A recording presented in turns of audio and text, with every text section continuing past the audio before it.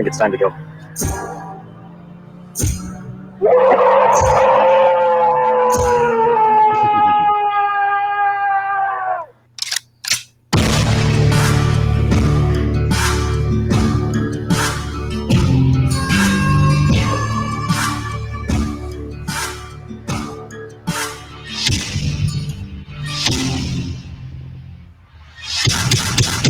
From the hills and hollers of southern Indiana to the Lone Star State of Texas, we are the hunters of the paranormal. Truth seekers, mount up.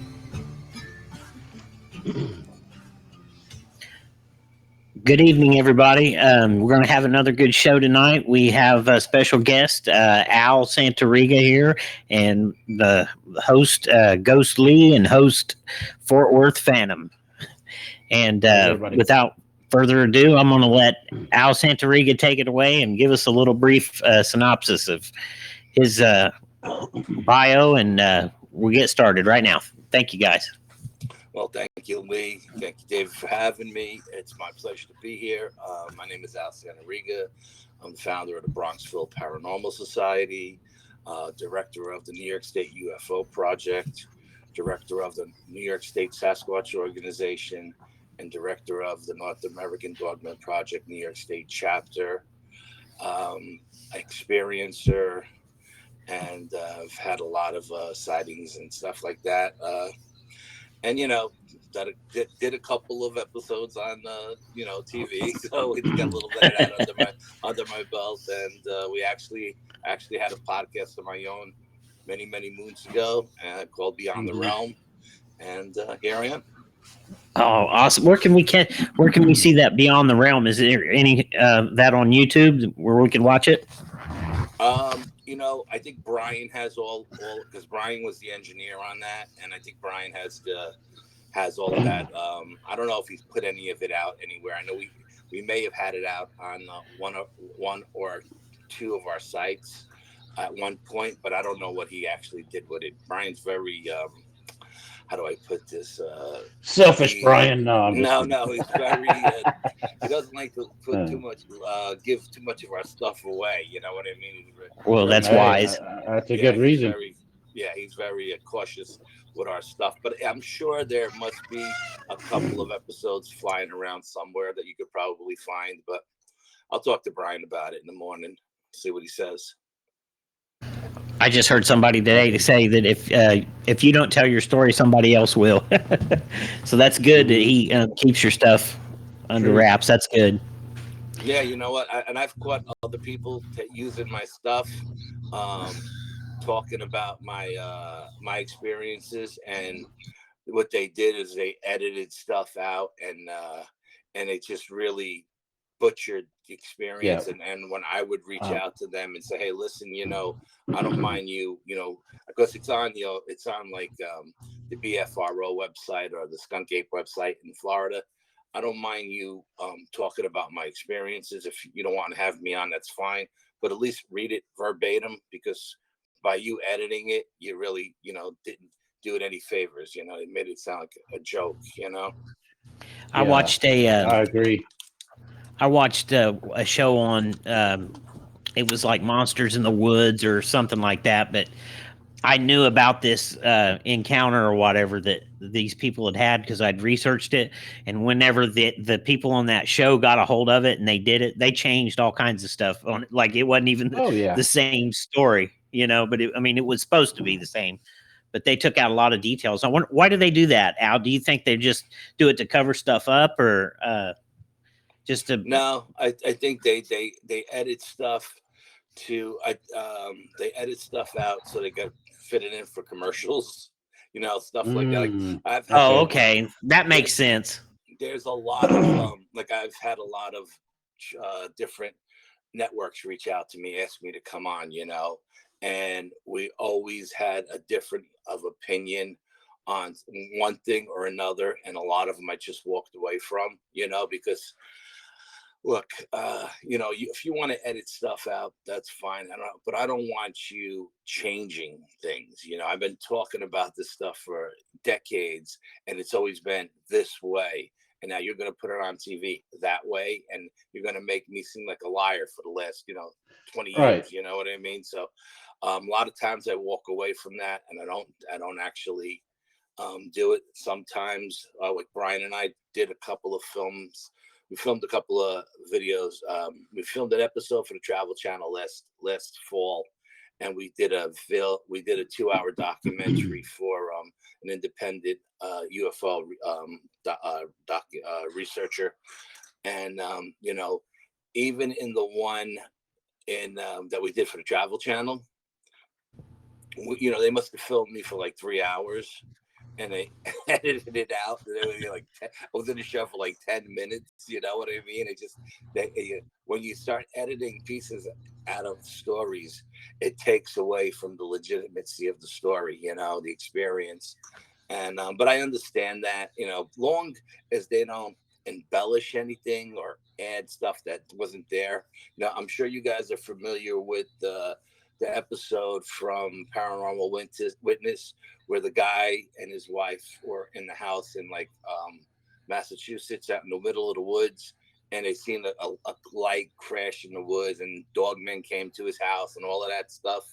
I forgot what it was called, Dog Pound or something like that.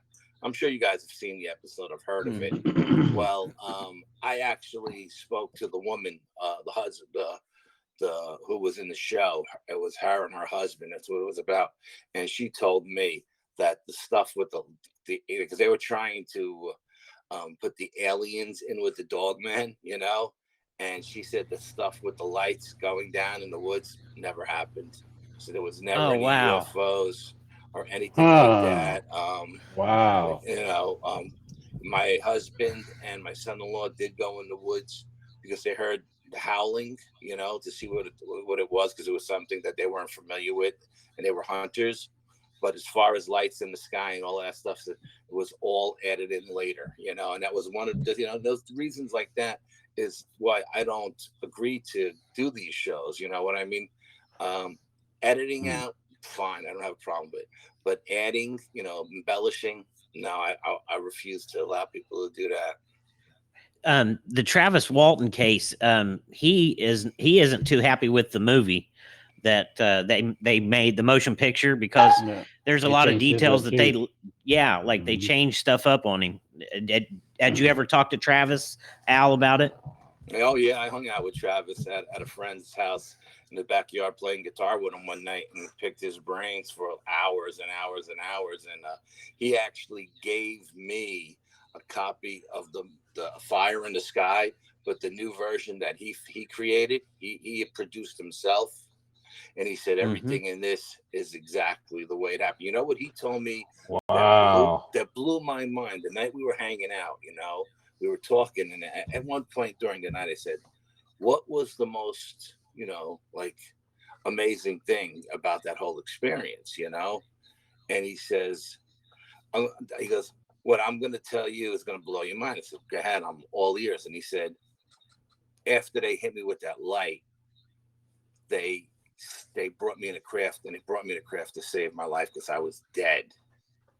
He was dead, and they brought him back to life. And he said that's why they held me for so long, because whatever they were doing was that makes sense, Al, because his friends straight up left him, and those beings are going to see that, like, wow, okay, you're going to leave your homie here. Let's take him up and fix him. Well, his friends wouldn't have had the technology that they had to heal him. No. I'm just saying it was a wrong. I don't know if it happened to me, I probably would leave too, but I don't know if I could leave my best friend in the woods. But hard to speak for someone with an encounter like that. But right, that's amazing. The way he put it, and this is Travis's words to me: whoever had control of that light energy weapon, whatever it was, had an itchy trigger finger, he said, and he had it turned up too high. You know what I mean? And he goes, I don't believe that they meant to kill me. You know what I mean? I think they just meant to knock me back. But whoever turned down that energy weapon, turned it on too high and pressed it too quick, And he said he Wow. went flying like 100 feet into the Wow. woods. He said, I don't even think my friends would have been able to find me, where I landed, because I was so far away from where I was when I got hit. And they're talking about they're in the middle of the woods at night. You know what I mean? And they didn't have any lanterns or anything because they were leaving before dark. So because I don't even think my friends would have been able to find me. That's how hard he was hit. Yeah. When he told me that, it blew my mind. I was like, dude, are you serious? He's like, Al, I'm telling you, I'm serious as heart attack. He says, the reason why they kept me for so long was because it was like being in a hospital. He was in recovery for like a week. Yeah. Wow. Wouldn't you like to have that type of technology? Man, crazy. I could just tell in his facial reactions in the documentaries that Travis has been in. You can see it on his face that he is so traumatized, and I totally believe it. Totally believe it.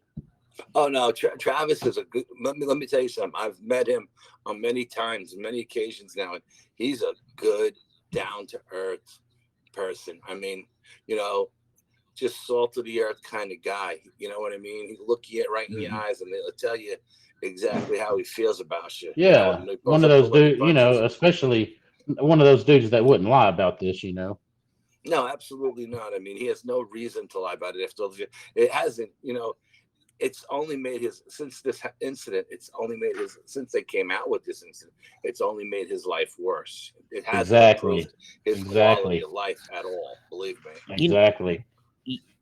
Something I noticed about him, Al. I don't know if he colors his hair or not, but his hair looks like a young man's. The color of a young man's hair, red. Like, I mean, there's like no gray in it at all. Yeah. It's almost like whatever rejuvenation he got, it kept his hair at the same color, and I don't know. It's just weird. I don't know. That one I'm gonna leave up to professional color artists. I don't know. They got a spring chicken. You know what I mean? They got a cure for the aliens. Got a cure for baldness. We don't know it. Yeah, well, I wish they'd tell me about it. me too. Sign me up. Oh man! Wow, this sweater's getting thin, man. Oh man! But I mean, no. Travis is a really, really good guy, nice guy, and he's a hell of a person. And if you ever get a chance to meet him, he will treat you like he knew you his whole life. You sit down with him and you have a conversation, and he'll talk to you like he's talking to a good buddy that he knew forever. I've seen him at symposiums, you know what I mean, where he's sitting down doing book signings and stuff. And people, just tell the person, sit down, I'll tell you anything you want to know. And just talk to this total stranger like, he knew him forever. He's just a good person, man. He really is. Nothing. Awesome. And anybody who's got anything bad to say about Travis, they're full of shit. Hey, Al, you're in New York, right? Is that correct? Yep. How far away are you from where Whitley Strieber New York had his encounters? About an hour. About an hour away? Yeah, he's an hour west of me. Yeah. Do you think his the movie that he made, I think it was called Wolfen, or is it based on a book from him? It's almost like a shapeshifter that turned into wolves. You know what I'm saying? You remember that? It was an old movie from like the 80s. I don't remember Wolfen. Man, I got to check that one out. Yeah. Communion freaked me out the first time I seen the cover of the book Communion. Me too. I got flashbacks and it freaked me out. Just freaked me out.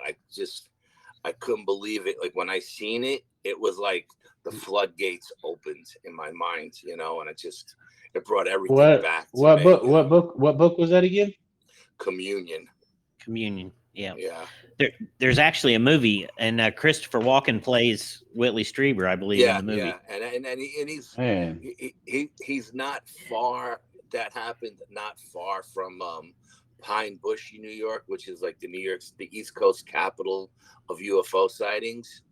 And Whitley's house was, I believe it was just a little bit west of Pine Bush. And what people don't realize is that he had these ancient stone chambers on his property that no one really knows who built. You know what I mean? They up here they call it farmers, sellers, but they're made with the 3-ton stones, and it's above ground. It's not below ground, and Oh man, farmers are not going to make that. And there have been many sightings of UFOs around these chambers and alien creatures going in and out of them. And he's actually seen alien creatures or entities going in and out of the chambers on his property as well. Whoa. Yeah. Is those the same structures that were built that they thought maybe the Vikings had built? Is that, are these different? No, they really don't know who built them.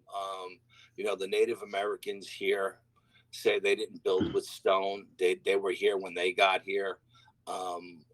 I know when I go to investigate these things with Brian and my team, my psychic says that they were built by white men in robes, and it was their like portals. They're used as portals, and they're also used as like sacrificial chambers and stuff like that. I know the ones in New Hampshire, they call it I forgot the guy who owns it. I'm good friends with him too. He invited me up this fall. He believes that they found Viking rune in those chambers up there. It's called American Stonehenge. Okay, should look it up, check it out. It's an amazing place. And we've also we went to these chambers one time. Okay, it was during the day. And my brother, I'm telling my brother about it. And my brother's a parapsychologist. He's been doing this a lot longer than I have. And he's worked with the greats like Hans Holzer and people like that, right? And my brother says to me, he says, bring your night vision goggles. And I was like, why? I'm going during the day. He said, bring your night vision goggles. I said, okay. Not knowing at the time, because I only use my night vision goggles at night, But we went there with a group of people, and we had a woman with us who was an expert on all the chambers. And we went to about 20 different chambers that day, and she's telling us the history of all these chambers. And we get to one of these chambers, and we're talking, and this, that, and the other thing, and everybody's taking pictures. And I go, oh, yeah, we're all about living. I go, oh, yeah, let me put the night vision goggles on. And this woman knew everything about everything, right? Put the night vision goggles on. And I flicked the night vision goggles onto infrared, to turn on the infrared light. And there across the back wall were like Viking runes. Oh, wow. See, and when I said, oh my God, look at this. This was before I had any IR cameras. I was just working with regular cameras, at the time. And I said, oh my God, look at this. This woman who practically ripped the goggles off my head to see for herself. And when she seen it, she almost lost her mind. She goes, oh my God, I've been here, for years and years and years, a million times. I've never knew that these things were here. So then as we went along and we were going from chamber to chamber, we were finding all kinds of stuff on the stones, like things that looked like they were chiseled in. But if you touched the stone, it was smooth to the touch. Or if you took pictures of it with lights and different angles, like regular light, nothing would show up. We found one stone. One place was really creepy. It was, all the chambers are usually squared off. This one was very, very, it had like a 3-foot door instead of a 6-foot door. And it was almost oval in shape, the roof. And when I got there, before I got there, I had my psychic read the energy of the place. And she was like, whoa, this place has got some bad mojo to it. And she says, Al, there's a couple of people on your team that need to stay back. They can't go to this place. They got to stay. You should get in their car and drive to the next location. They shouldn't stay with you because they have subconscious fear. And if they go there, something is going to attach itself to them. And I was like, well, can't they just come with me and take pictures and stay out of it? And she says, no, because what's ever there is not attached to the chamber. It's attached to the woods, the land. And then, we started researching it, and we found out that there was a young guy, 20-something-year-old kid walking walking down the street one night. Well, no, first of all, there was a middle-aged guy walking his dog one night, right, along the road. He had one of those little lap dogs. He's walking along the road, and he sees 3 little 3-foot creatures with hoods on, with red eyes, floating, not walking, but floating. And they went into the chamber. So this guy picked up his dog and ran home. He's like, oh, I don't want to know what that is, you know? So then, you know, time goes by. This young guy, mid-20s or whatever, is walking home from a neighbor's house, you know, block away with a flashlight. This year, I think it was like he was watching Monday Night Football or something like that. And as he's coming down the road, he sees this tall thing, like 6-foot tall thing with a hood on with red eyes, go into this chamber, you know? Mm-hmm. And he thought it was teenagers going in there to mess around, like doing devil worship and stuff, you know? So he goes, I'm going to kick these kids' ass, you know? So he went in there looking for this kid, thinking it was a teenager in there, and there was nobody there. All of a sudden, he got attacked. This thing grabbed him, like ran and hit him, grabbed him under his arms, picked him up, bounced his head off of the stone wall. And he said, the next thing I know, he says, I had my arm wrapped around a creature's head, and he called it a creature. He said, because it felt like it had horns on its head. Mm-hmm. And he said, with his flashlight, he was beating it on the head. And then he says, I don't know what happened. I woke up like 2 hours later. I was laying on the ground, the flashlight still in my hand, and the chamber was empty. And he said, from that day on, he never went back in there. Well, we went into that chamber, and I was looking around with the night vision goggles, and on the wall of that chamber looks like etched in stone, something you would see in Rome, you know? Etched in stone is a face of the devil. Oh, wow. And it's like, this is why this chamber has got some bad mojo attached to it. Somebody did something in here, you know, and whatever they did attracted these creatures, you know. Mm-hmm. And there are other chambers that border a reservoir where they see UFOs going in and out of the reservoir. They've also seen these little 3-foot creatures with hoods and red eyes go into the chamber. And there was a cop on duty one time, and he seen 3 little things go into the chamber. So he went over thinking it was, you know, kids messing around. He went into the chamber. Literally, he said, I was in that chamber 30 seconds after they went in, and they were gone. He goes, where they went, I don't know. He said, this is what this cop actually said. I think he was like a county sheriff. He said, I was literally feeling the wall for secret passageways. He thought there may have been a door behind the stones or something, because this particular chamber is built into a mountain where they used to mine iron ore out of, and there are still empty mines, vacant mines in that mountain. Wow. And he doesn't know if the chamber is a portal to like a alien base, and the aliens are going through and coming out of the reservoir with their ships, you know, or if there's an underground entrance in the reservoir that leads into the mountain, you know, where they used to mine. And as a matter of fact, it's considered public land, this mountain, but it's all fenced off, and you're not allowed to go there.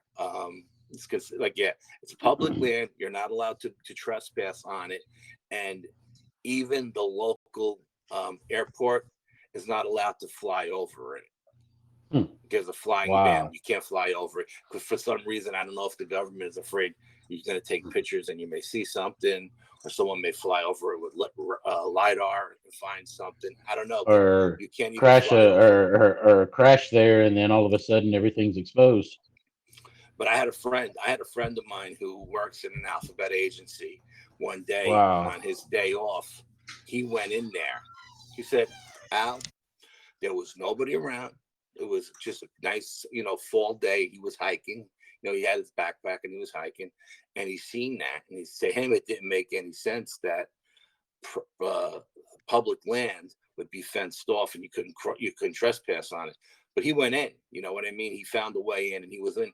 And he said he was hiking up one of the trails on the mountain. He said, and all of a sudden, you know, government agents swooped in on him from all sides. He goes, I don't even know where they came from.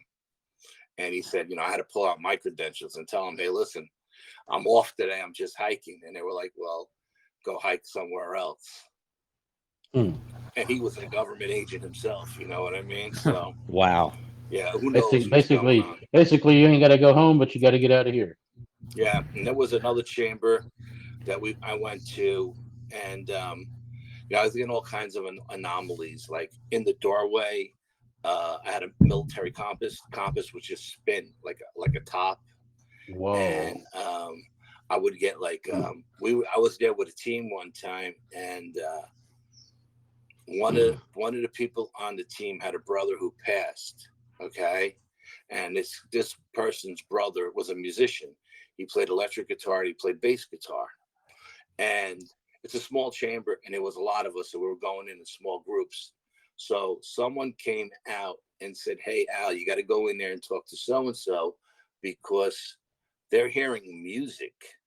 Sounds like a guitar playing. Someone's playing a guitar, but no one else can hear it. But you put your hand against the stone, you can feel the vibration of musical notes. So you should go in there and talk to this person, And I was like, okay. And they were checking like up behind us to see if there was somebody with a boom box or something. We were the only people in the woods, and so I went in there, and then this person is explaining to me, this is what I'm hearing, and I can hear it too. I heard it too, and I felt the vibration, and it just sounded like an electric guitar, like somebody was strumming electric. And then all of a sudden, the guitar playing stopped, and you started hearing like a bass line, do, do, do, do, do, do, do. Well, this person's brother played bass and electric guitar, and you heard them both, and you felt them both. And I turned to this person, I said, this is a message for you, from your brother, trying to get a hold of you, And they were like, Absolutely. Yeah, I know. And another time I was in there by myself, and I felt which felt like a small woman's hand touched my arm, and it felt warm. And I turned to myself, and I'm talking to myself in my head, and I'm saying, all right, Al, play it cool. This is what you're here for, right? You're here to get experiences. So I felt this woman's hand touch my arm, and in my mind's eye, I seen a Native American girl, a young girl. Now, this particular chamber has an altar. I don't know if it's a prayer altar or a sacrificial altar.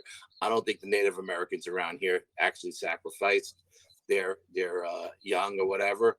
But anyway, I was doing an EVP, and I asked how many chambers are in here.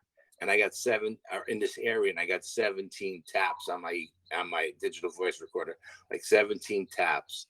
And then I was working with like an obelisk, right, for ghost hunting. And I asked, who built these chambers? Was it the Vikings? I got nothing.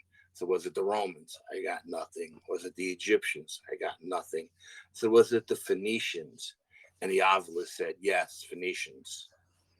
Wow, that's impressive. Yeah, I mean, it was crazy. It was crazy, And that chamber, even though it's a small one, has a lot of activity in it. Wow. How far away is that from you, Al? Pretty far, or is it close not far to you? At all. Yeah, it's 20 minutes away. 20 minutes. Yeah, wow. All of the chambers are no more than 20 minutes to a half hour away from me. Yeah. I don't think I'm going to change the subject here too much, but we're like where I live up in Muncie, up north, and we were like 30 minutes away from the Ohio line. And once you get over towards the Ohio side, it's like there's a change in energy. Like I can feel it, and my mom can feel it, and some of my other family members can feel it, but it's like almost a dread, like I don't know if there was like I do know that there was a massacre over there. Like they killed all these Indians in an Indian village because the soldiers were needing food and shelter. So I guess they just wiped these Indians out and took what they had. But do you feel any energy like that around where you live? Is there any? Oh yeah, there's so much energy around me. I mean, whether it be Native American or As a matter of fact, the county that I live in is called Dutchess County. And when the Dutch settled it, they called it the Devil's Playground because there was so much paranormal activity here. Yeah, I've heard that. And Oh wow. the mountain range that I live in, I'm on the southern tier of the Catskill Mountain Range, which I think is 500,000 acres or something like that. It's small compared to the Adirondacks, but it's still a big piece of mountain range. And when the Iroquois Indians and the Mohegan Indians would come down from Canada and migrate down to Canada, from Canada to the United States, when they got to that mountain range, they wouldn't cross it at night. They wouldn't camp in it. They wouldn't even hunt in it. They would make sure that they were able to get from the one end to the other all in one daylight period. And then they would like run through it, and then they would camp on the other side of it, because they said that the mountain range is haunted. The mountains are haunted, and they were deadly afraid of them. Yeah. Wow. I've heard of have y'all not to go off topic, have y'all heard of we call it a mountain range here in Texas. Our mountains are hills. But in the Austin area, there's a place called the Devil's Backbone. And it is like it's like loaded with.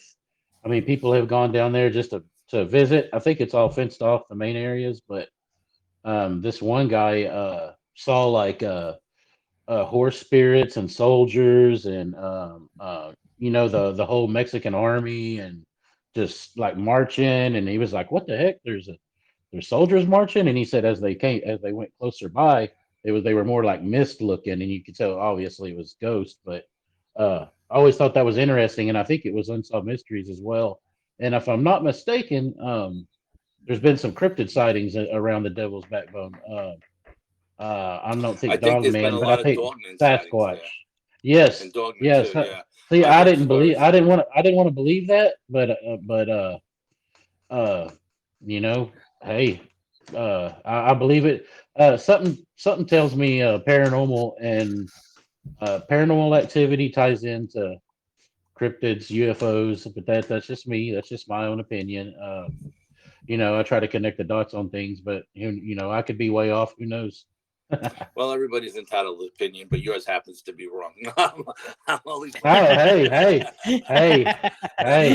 No, listen, I totally agree with you 100%.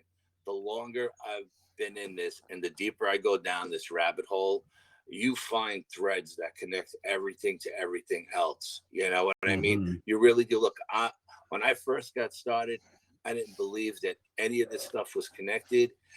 If you would have talked to me about higher consciousness and stuff like that, I would have called you a crazy person. And now I've done a 360 on everything. Believe me, I totally agree. I mean, I don't fight with people who disagree with me. It's like it's fine. You're entitled to your opinion. And, how many years have you been doing this? Okay. How long have you been researching it? Okay. Come and talk to me when you've been doing it for 15, 20 years, and then let me know if you still think the same way. Because I got to be brutally honest with you. And Brian will admit this himself. From where we were when we started 12 years ago, whatever it was, I don't even remember now, to where we are today, night and day. Really, I agree with you, Dave. I totally agree with you. There are threads that link everything together. What those threads are, we're just, at least me and Brian and our team, we're just starting to scratch the tip of the surface with it. You know what I mean? I don't want to get into it too much because I don't want everybody else doing the same shit we're doing. You know what I mean? So I don't want to give away what we're doing. But we think we found a solid thread.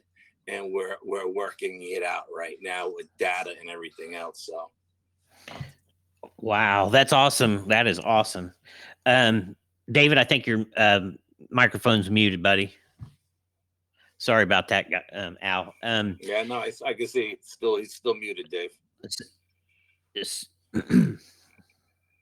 I guess it doesn't want to unmute. Sometimes those things don't work. Technology, man, it's a bitch. Good. There you got it. Go. You're back. Cool. No. And look, we can take this anywhere you want to take this show tonight. I mean, I didn't come on planning to discuss the Stone Chambers or anything like that. It's just where the show went, and I just went with it. So whatever you want to discuss, I'm open to anything and everything. I'm working a case right now. My pen? Mhm. Right, remember when I said if we ever got Al on, I had to ask him this question. Okay. I forgot what episode it was, Lee. We did episode 3, I think, about the Pugwudgies and the little people. Am I saying that right? Pugwudgies or Puckwudgie? Puckwudgies, I think is how I'm not sure.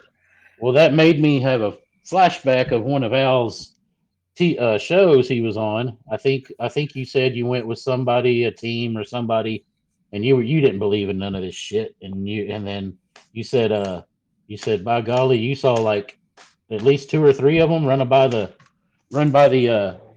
in the forest or the trees or something.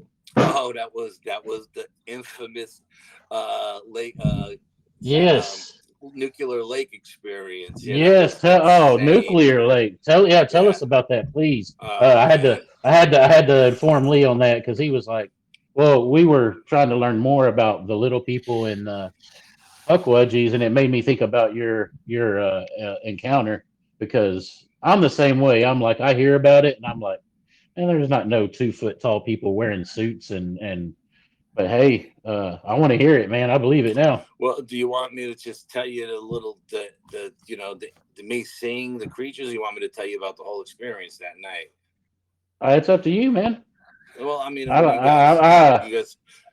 like to hear the whole thing. That runs the gamut. That runs the gamut of everything that we. Yeah, and not only that, a nuclear lake. That kind of suspicious with some cryptids nearby. You never know. Yeah, it's funny because a friend of mine told me about Nuclear Lake. Right, he used to go fishing there, and I never questioned the name Nuclear Lake. It didn't matter to me. And I used to go there with my son and my dog. When I had a German Shepherd, we used to go hiking there all the time because the Appalachian Trail runs through it. And we went there on and on and on for years, and we never fished there, but we went there hiking and everything. And then one day, I'm hanging out with my neighbor who's a local guy, and a couple of his friends roll up on him. They're coon hunters. And they start telling him this story. And they're like, "Hey, we were coon hunting the other night up in the Appalachian Trail, and we where the trail comes out to Nuclear Lake. As soon as I heard Nuclear Lake, it got my attention because I go to Nuclear Lake all the time. I didn't even know the Appalachian Trail ran there. That's how far back the story goes." And he says, we were coon hunting there one night, and we started getting rocks thrown at us. So we thought it was just a couple of high school kids partying down by the lake, We told them, "Hey, knock it off, or we're going to sick the dogs on you." Well, one thing led to another. Rocks kept coming. So they sick the dogs on what they thought were kids. And the dogs, and these are like red bone hounds, right? These are pretty big dogs. And and dogs got about halfway there, and they turned around and ran back to him with their tail between the leg, ran right past these guys, and ran and went underneath the truck at the parking lot, right? So these guys, like, what? These guys look at each other like, "What are we dealing with here?" Right? So they said, "You're on your own." So they yell out. They say, "Oh, you better not get off. If you throw any more rocks at us, we're gonna put a bullet into. I'm gonna put a round into the tree." Well, more rocks came out at this guy's. So this guy puts a round into the tree. Now they're working with small guns, 22s, and he puts a round in the tree, and he says, this 7-foot creature steps out from behind the tree. And he just screams at them. He says, and their ground vibrates, and they can't get out of there fast enough. Now I hear that. Awesome. I'm like, I gotta go back, right? Ooh. So I went back a couple of times. I won't tell you those 2 experiences. I'll just cut to the chase and get to the. So I went back with a friend of mine. was my cameraman at the time, Scott Bill, and we hike in. It's a mile hike to the lake. We hike into the lake, we're just there scouting location, right? And we hike into the lake. We sit down by the lake. We open up our canteens to get a little drink of water. I go in the woods to take a leak, and I come back out, and Bill says, "Someone's throwing rocks at me from the woods." And I start laughing. Hell. And I go, "Really?" And he goes, "Yeah." He says, "Not only am I getting them from this side, but I'm getting it from the same side you were on too." Now, where I was, there's a ravine that goes down, like a holler, deep down holler. And he goes, "What does that mean?" I says, "That means somebody wants to come across this way, or somebody wants to cross the other way.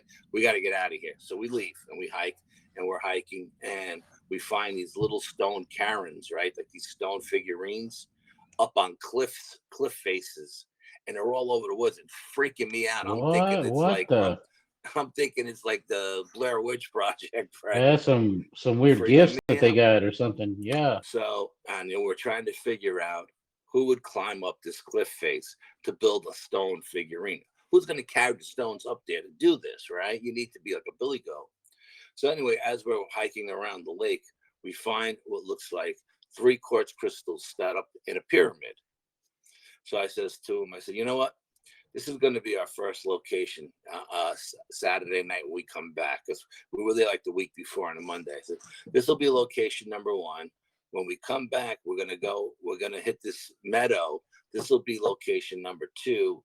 And the campsite where the people have, because I've did research and I found out that people are camping at the lake at night, hiking through the Appalachian Trail, and Sasquatches are coming into the campsite."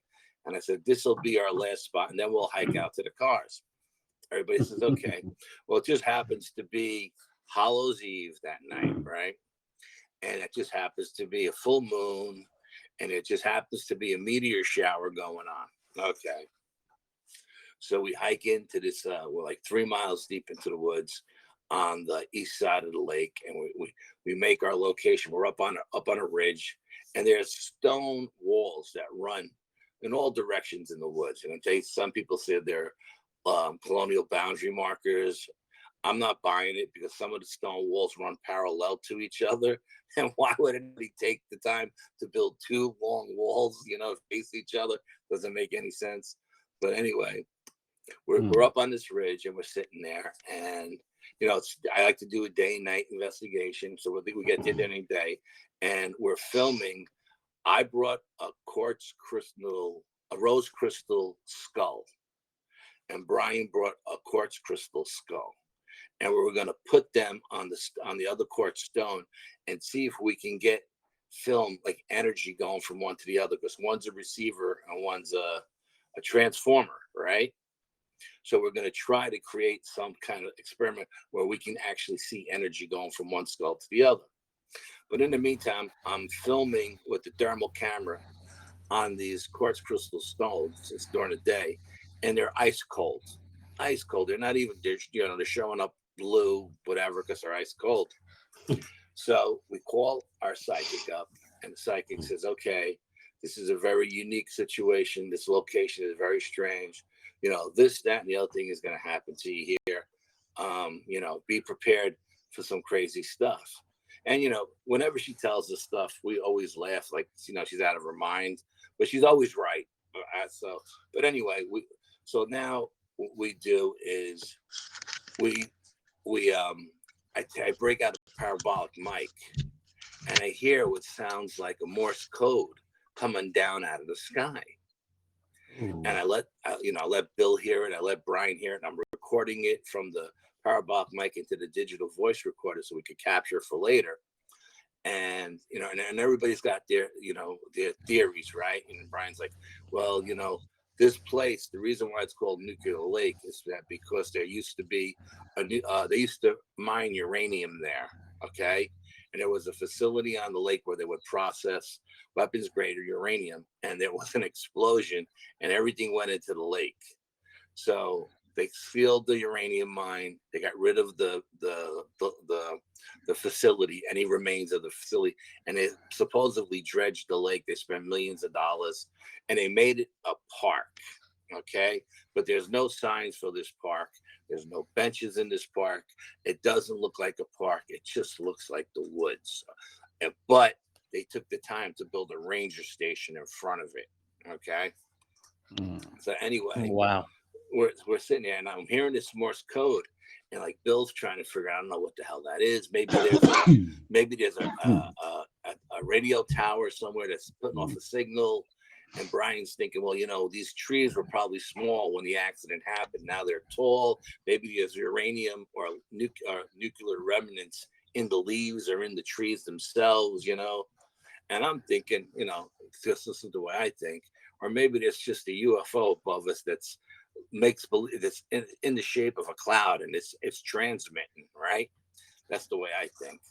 Mm-hmm. So anyway, so we do this. So then it's starting to get dark, so we have to ramp up the energy in the place. So we take out our Tibetan singing bowl, right? And we start hitting this bowl, and we're putting out frequency and vibration and all kinds of energy out into the woods. And I'm telling you, the minute we did that, the whole environment changed. I got a metallic taste in my mouth. My tongue was tingling. Whoa. We called the psychic. I started filming the 3 crystal stones again, and they were white hot. They were on fire. But I told Brian, I go, touch it with your hand. He said, I'm not touching it. I'm like, no, touch it. So he touched it. It was cold to the touch, but on the thermal imager, they were on fire. So now we called the psychic back. And the psychic can't even talk. She's like, oh, it sounded like she had cerebral palsy. She couldn't talk. Wow. So we had to walk like 100 yards away. And she's like, what the hell did you guys do? You know? And so when we hit the woods with vibration and frequency, you know? And she's like, well, whatever you did, you just ramped the energy up in that place a million times. She goes, you know, now this place is going to take a whole different turn on you. So we're sitting there. Again, we're up on a ridge. There's a 3-foot stone wall behind us. We got the lake to our west, a swamp to our east, and there are coyotes on the mountains to our west, howling at the moon, going crazy. There's a dog kennel on the east of us, howling at the moon, going crazy. And the dogs are barking, the coyotes are howling, and it's just crazy. There's no life in the woods other than you hear the coyotes and the dogs going off. So all of a sudden, I hear what sounds like bipedal footsteps coming our way. So I said, somebody's coming our way. You know, now it's dark out.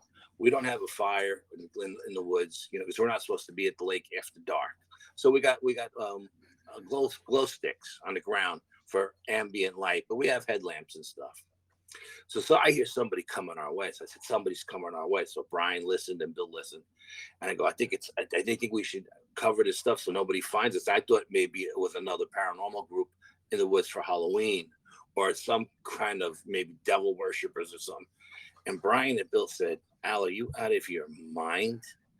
Whoever's walking over here has got to weigh like 1,000 pounds. Do you hear the footfalls? It's crazy. So you hear them come right up to us, and it stopped below us underneath the ridge. Now, from where we are to the edge of the ridge is about maybe 20 feet.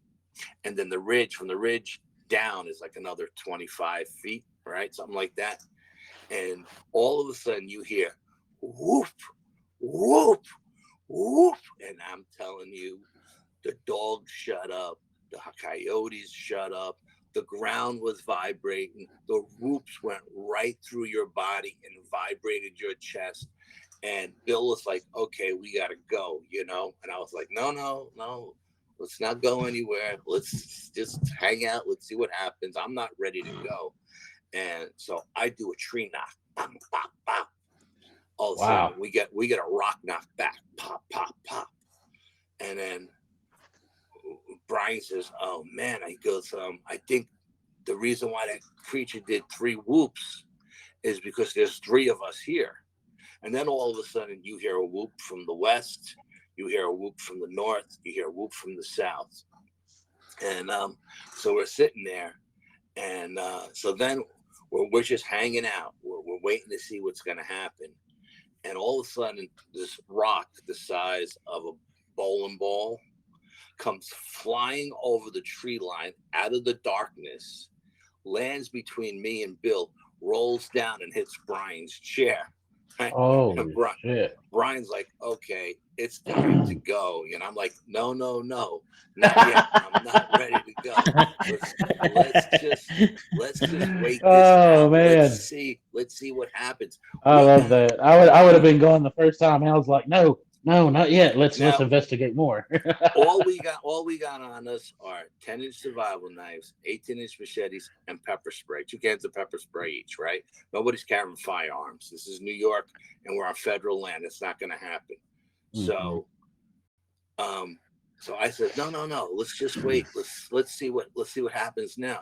So we're sitting there, and the woods get deadly silent. And after the 3 whoops, we jump. Oh, we got 3 cameras going. We got an infrared camera, we got a thermal camera, we got a full spectrum camera. And I think Brian's actually got a low light regular camera going too. We got 3 different cameras going. And we jump over this wall to see what just made these whoops, right? And Bill's got a 1500 luma flashlight that lights the woods up like daytime. And we hit that swamp with that flashlight, and there was nothing there. There was nothing in any spectrum of light that we seen. But 3 miles away from us, at the south end of the lake, we hear 3 more whoops. Now, I don't know if that was another creature, a different creature, or if that was the creature that was just there and he went through some kind of portal or something to get to that other side of the lake, because nothing is moving 3 miles through treacherous terrain in 30 seconds. You know what I mean? It's just not happening. Wow. So now we don't see anything. So we go back on the other side of the wall. We sit back down. We hunker down. And I said, no, let's just hunker down. Let's see what happens. And then all of a sudden, after about a half hour, I'm thinking, okay, maybe it's time to load. Nothing's really happened. All of a sudden, we hear something walking towards us. But this sounds like it's a quadruped. It's on all 4. So we get up, and all of a sudden, whatever this thing is, it starts charging. Bada boom, bada boom, bada boom. You could hear it's coming up the ridge, and it's coming, okay? So I turn around. I said, everybody put their headlamps on. We turn around. I put my headlamp on. Brian gets up to my right. Bill is in front of me. Bill takes off running. He's gone. As he runs by me, I never take my eyes off of where the sound is coming from, right? I got my 10-inch machete out because I'm thinking this is a mountain lion. He's going to jump over that wall. I'm going to have to sacrifice my arm to kill this thing, but I'm going to survive this attack, or it's a black bear. That's what I'm thinking it is, one or the other. But bada boom, bada boom. Bill's running by me, and I don't know how I did this, but I just reached out and grabbed him, and I spun him around, and I said, stand your ground. And he got behind me, and he pulled out his machete, and we were set up in a triangle defense kind of thing, right? And this thing is charging up the ridge, and we don't know what the hell's coming. And it gets right to that wall, that stone wall, and everybody's expecting something to jump over that wall. Nothing comes over the wall. So I take my little Sony camera, right? It's a regular camera with flash that's hanging around my neck, and I take one picture of the wall. I don't see anything on the screen. The screen is really only like 2 inches big, right? And I put the camera away. We jump over the wall to see what's on the other side of the wall. Again, nothing there. We didn't hear anything walk back down the ridge. We didn't hear anything jump off the ridge into the swamp. Nothing there, just gone. So we sit back down. We check all our cameras, right? Because we got all these cameras running. There's nothing on any of the cameras, nothing in full spectrum, nothing in thermal, nothing in UV, nothing in nothing. So we sit there for about a half hour, and I say, okay, you know what? This is dead now. Let's move to the second location, because you could just feel after that bluff charge, whatever it was, the energy changed. Energy changed, and it was a totally different vibe. So we pack up and we're leaving. Brian's got like a camera. He's wearing a camera around his neck, like one of those police cameras, body cams, right? And we're walking through the woods, hiking back down a trail, which is very treacherous. It's like a goat trail. And I'm wearing a stone. It's what's it called? Something magnerite. So it's a green stone. I forgot what it's called. It's supposed to be like an alien stone, magnetite or something like that. I don't know. Maybe is it hematite or something like that? It's something like that. And it's a green stone. It's very, very expensive, but it's supposed to be like an alien stone to contact aliens, right? Because I'm thinking, we want to make contact with whatever we can make contact with that night, right? So as we're hiking back to the second location, I see this white light in the sky strobing. It's like a silver light, and it's strobing. It's going from west to east. It gets to the center of the lake, and it starts going south, okay? And I'm thinking, oh, God, please don't let this be a UFO. I don't want these guys to get abducted because I'm wearing this stupid stone, right? Don't let these guys get abducted because of me, right? No sooner do I stick this in my head, Brian points up and goes, hey, what's that? Look at that. And the thing stops. Wow. And now it starts to come towards us. And Brian's filming it. We got video of this. But now it's changed from silvery blue or whitish blue to orange, red. And it's flashing and it's coming towards us.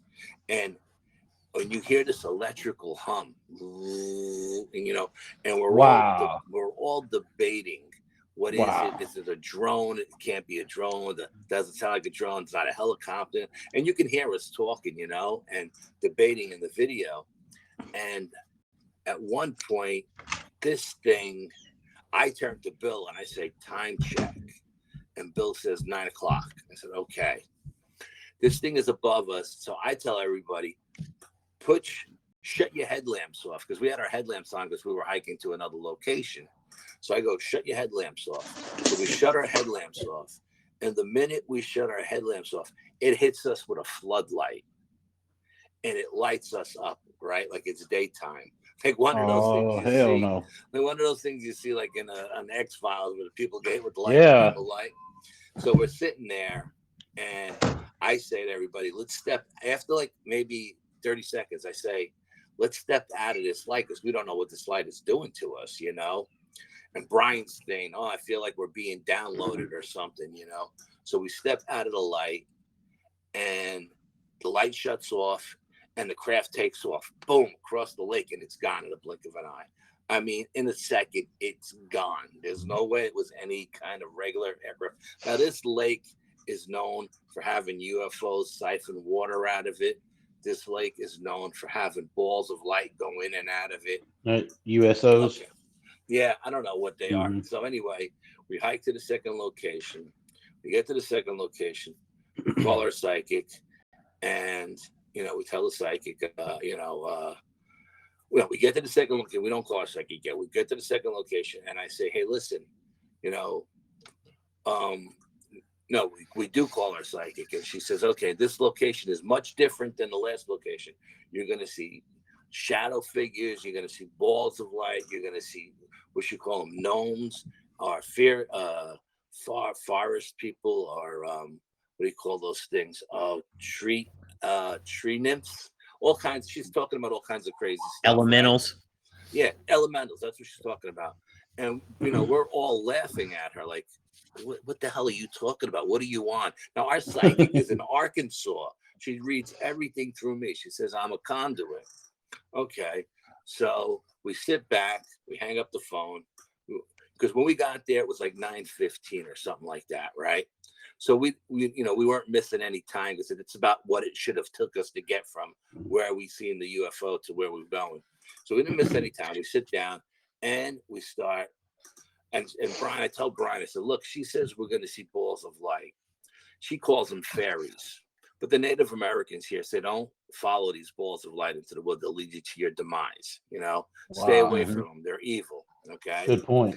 So I tell Brian, if we see any balls of light tonight, you hit one with your green laser, and I'll hit another one with my red laser. Let's see what happens. So as we're having this conversation, Bill says, look, across the lake where we just came from, there's two balls of light.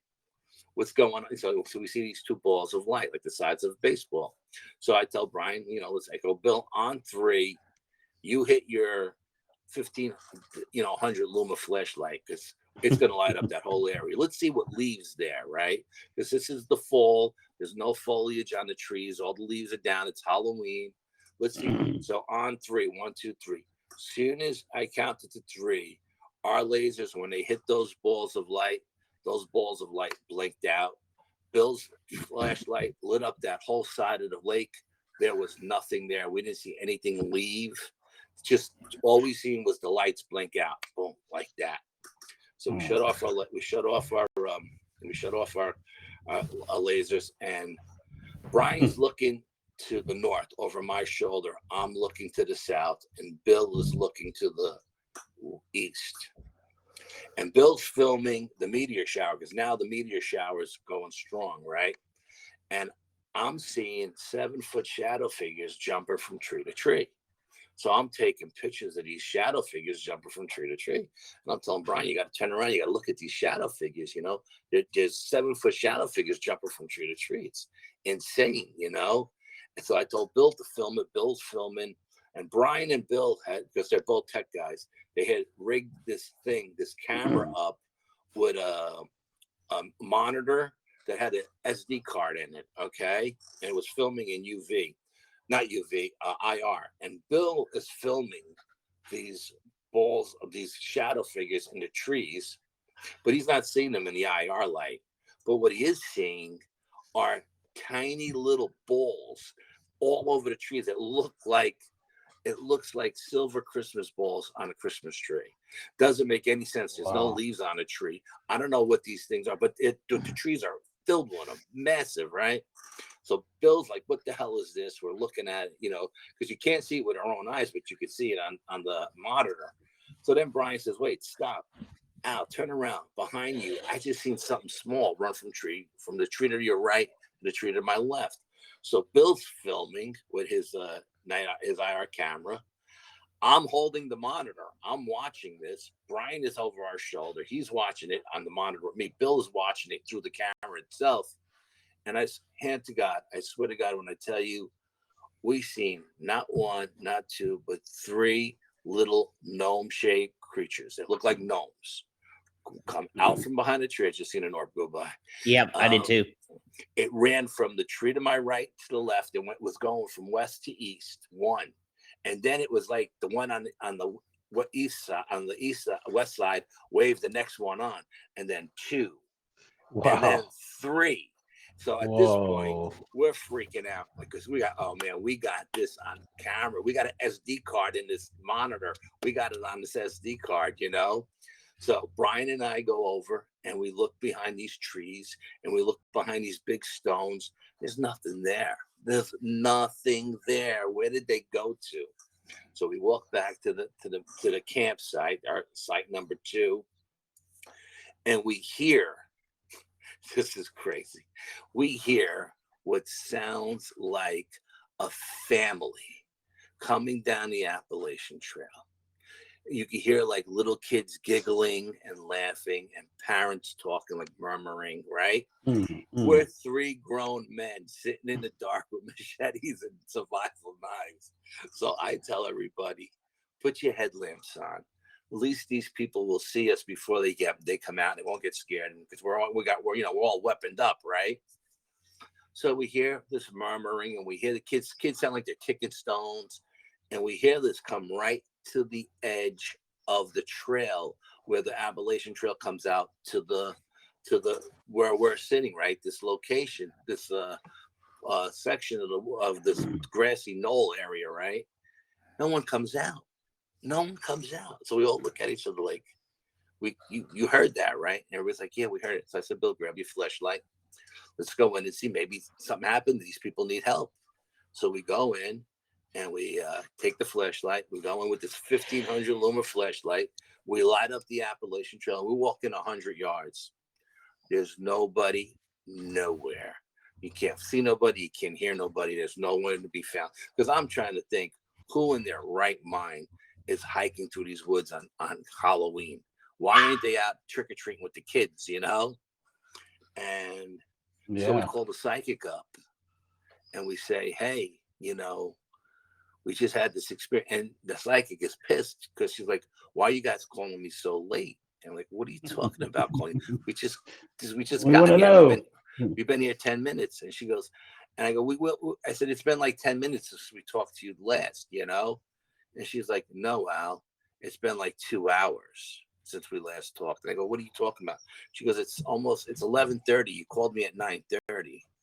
I said, well, there's no way we've been here for 2 hours. There's no way. We just got here like 10 minutes ago. And now we're all debating with her, because everybody could hear the conversation because I got on speaker. So anyway, we say, well, we had this experience with this family. And she said, no, that's a time slip continuum. That family will be there tomorrow. They're not there today. You guys were in some Holy kind of shit. time loop, right? That Maybe is. that's why we're seeing Oh, all wow. this stuff, because we were in a time-space continuum. That's what she called it, a time-space continuum. So much activity in one time. It's insane. So then it's getting late. So I said, wow, it's 11:30. I want to be at the last campsite at 12 because that's when the Sasquatches have been seen on there in between 12 and 1 o'clock in the morning, right? So we start to hike over to the third location. And then I don't know if it was Brian or Bill, somebody says, oh, you know what? Tonight's the night we have to turn our clocks back. So we're going to have to sit here for another hour before it's 12 o'clock. And I'm like, we've been in the woods at this point for like 8 hours. And this is a place of high strangeness where there's a lot of energy and I'm burnt. And I'm like, there's no way I can sit here for another hour. I said, let's just sit here for like a half hour, see what happens. So we're sitting there and Bill is like, what a weird night tonight was, it had so much potential and nothing happened. And Brian's like, yeah, this night sucked, nothing happened. So as we're walking out, Bill is like, this crazy, this place is devoid of life with all these animals and all this water and all this stuff. It's devoid of life. But the closer we're getting to civilization, the more animals we're seeing, which didn't make any sense. They should have been deeper in the woods with us, not further away from the woods, right? Mm-hmm. And the game plan going in was, we're going to see how the night goes, go to a diner, grab a couple of coffee, and discuss the night's events. Well, we get back to our cars, and we're all talking about what a shitty night it was. Nothing happened. We've been here for like 8 hours, and we didn't have anything happen to us, which is absolutely insane, right? And we get in our cars, and everybody goes in different directions. Brian goes down to the Bronx. Bill goes across the river. I go home. The next morning, Brian calls me up, and he says, how do you feel? I said, I feel okay. Why? He says, I'm spitting up blue phlegm, and I got a handprint on my chest. Oh, I go, what do you mean you no. got a handprint? He goes, yeah. He goes, I got up to go to the bathroom. My daughter said, Dad, you got a little handprint, like a child's handprint on his chest, a black and blue. And he goes, wow. I go, well, you know what? I got a fat lip. Feels like almost like something is implanted in my lip. But, and I'm very loopy. I'm loopy. I didn't tell him that, but I was loopy for a week straight. I was able to function and go to work, but I was not in my right mind. I was loopy. So he says, let's call Bill. We called Bill on a conference call. And we said, hey, Bill, how you feeling? And Bill's freaking out. He's like, dude, I had night terrors all night. I had dreams of alien abductions. I don't know what's going on. I seen aliens in my house last night. He's just freaking out, right? So he said, okay, let's call our psychic. So we call our psychic down in Arkansas. And we say, hey, we don't know what happened to us. We lost like 2 hours of time, and she's like, are you guys okay? And I'm like, why? She goes, I don't know what happened last night, but this morning I woke up and the arm that I was holding the phone in that I was talking to you, I have a whole rash on it. I have a rash from my elbow, my wrist to my elbow. She's in Arkansas. Okay. So we tell her about what happened to Bill and me and Brian. And she's like, well, I don't know what happened because I feel like I'm being blocked. Like something is blocking me. So I can't even see what happened to you guys last night. And let me tell you something. That was one of the craziest nights in our lives. Bill has never come back out with me at night ever again. I don't blame him. Brian has only come out with me one time after that at night because, so when we developed the photographs, right, there's all kinds of orbs around us, and they're all different colors, blue and white and green and yellow, and they have all kinds of faces in them. And we're so obsessed with these orbs. Now we're doing our monthly evidence review. We got a 60-inch screen. The whole team is there. We're sitting, and everybody's picking everybody's brain because not everybody can make the investigations because people work for a living, So it's, sometimes most of the group, sometimes it's just a couple of guys. So we're all talking about this, and we're talking about these orbs, and we're all obsessed with these orbs.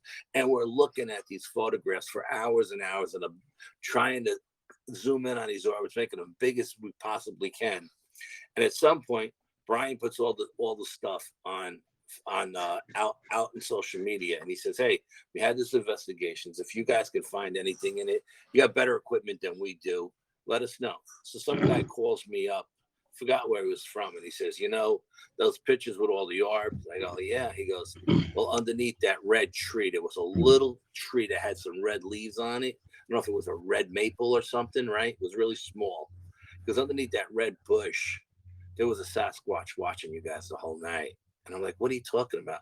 So he takes the picture, he blows it. Now I'm thinking it's photoshopped, right? Because I looked at that photo a million times. I never seen the Sasquatch under there. So I go back to the main camera, my little digital camera, and I pull up that picture, and sure as shit, that Sasquatch is there. I said, wow, all that time we looked at the orbs. We never noticed the Sasquatch underneath that tree or that little bush watching us. So maybe a protector, they would have, seems like he would have done something if he wanted to. So then another guy reaches out to me a couple of days later. He says, hey, that picture you got of that woods and the wall, that stone wall with those trees and everything? And I'm like, yeah, it's just a picture of a wall and a tree, He's like, no, look what I found. And he blows it up, and he says, and it's a dog man's head. It looks like a pit bull head with two pointed ears and a big black nose, and you can see the eye shine of the flesh in its eyes, and it's just looking over the wall. Either it's sniffing us to get our scent, or it's peeking up at us, right? So again, I think it's photoshopped, right? Because I've seen this picture a million times. I didn't see anything in it.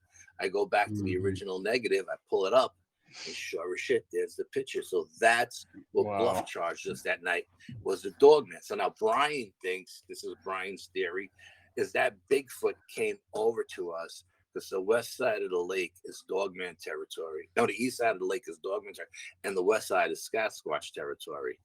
And because we didn't hear any Sasquatch on the east side, just the north, the south, and the west. They had your back. And Brian says, I think that Bigfoot was trying to warn us to get out of here because we were in dogman territory. And I was like, and then after months and months and months, I was being drawn back there. And eventually we went back and checked the swamp. And this is another story, a long story, but I'll just cut to the chase. We found the den in the swamp with dogmen in it. My! And that's I've heard of that. Long story. I think I've heard of that. I'm not sure if it was you, Al, but yeah, I mean on another show. But I remember that had to be something to go into a den and then see. Wasn't it like a few dead dog men and then one or two alive? What happened was some pups or something. There was these long cattails. They were like 15 feet high, right? And it was this big giant stone at the mouth of the swamp. And something told me to jump up on the stone. So I jump up on the stone, and I got like a 6-foot walking stick. And I moved the cattails out of the way. And I see a trackway leading into the swamp, into the middle of the swamp. So I jump down. I go, look at this trackway. It goes right into the swamp. So my cameraman, Bill, goes to step in and sinks down to his knees. So we had to pull him out. So I said, Bill, get up on this rock.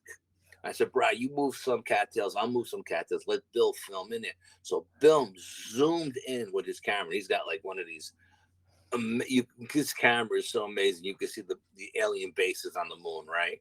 And he zooms in, and we're looking at the monitor, and there's this giant canine head, looks like a wolf head or a German Shepherd head, looking to our right. Then next to that is something that looks like a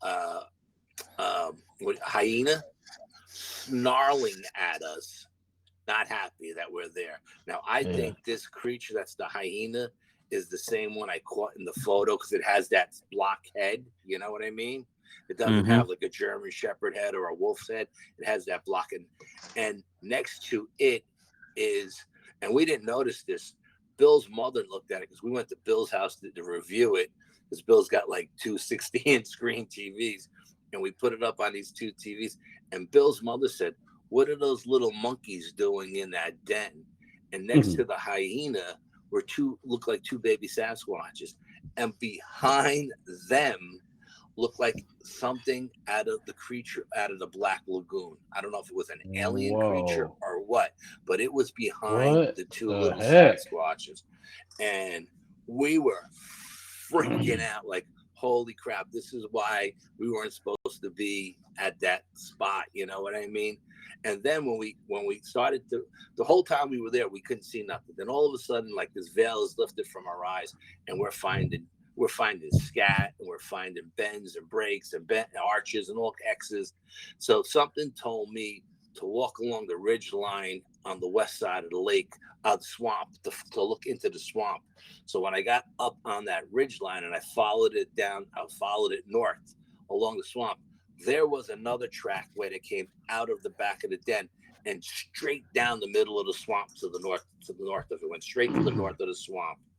So Brian's like, "Oh, we got to come back. We got to go on the other side. We have to do, get a drone and fly the drone into there and do all this stuff, But that was just crazy. And I said, this is because I was being drawn back to the swamp, and I didn't know why, And then that leads into a couple of the crazy dogman experiences. But I mean, that was I think. Because when the Sasquatch came over to us, he came over from the west, and I think he was trying to tell us, you guys should get out of here because you're in a danger zone, Excuse me. But who knew? We didn't know, Wow. Oh, nobody knows what you're getting into when you go out there. No. And that's why I don't blame those guys for not wanting to go back there at night. Now, I've been back there 100 times with other people, you know what I mean? And we've experienced other stuff there, but not on the east side of the lake, on the west side of this lake where the Sasquatches are, so. Did you ever take any like Geiger counters in there to see if you could pick up a radiation signal? Yes. Yeah, you want to hear a crazy story? We went there with a couple of Geiger counters, of course, right? Because it's Nuclear Lake. And we're sitting at the south end of the lake. It's the mouth of the lake, south mouth of the lake. The wind is blowing right towards us.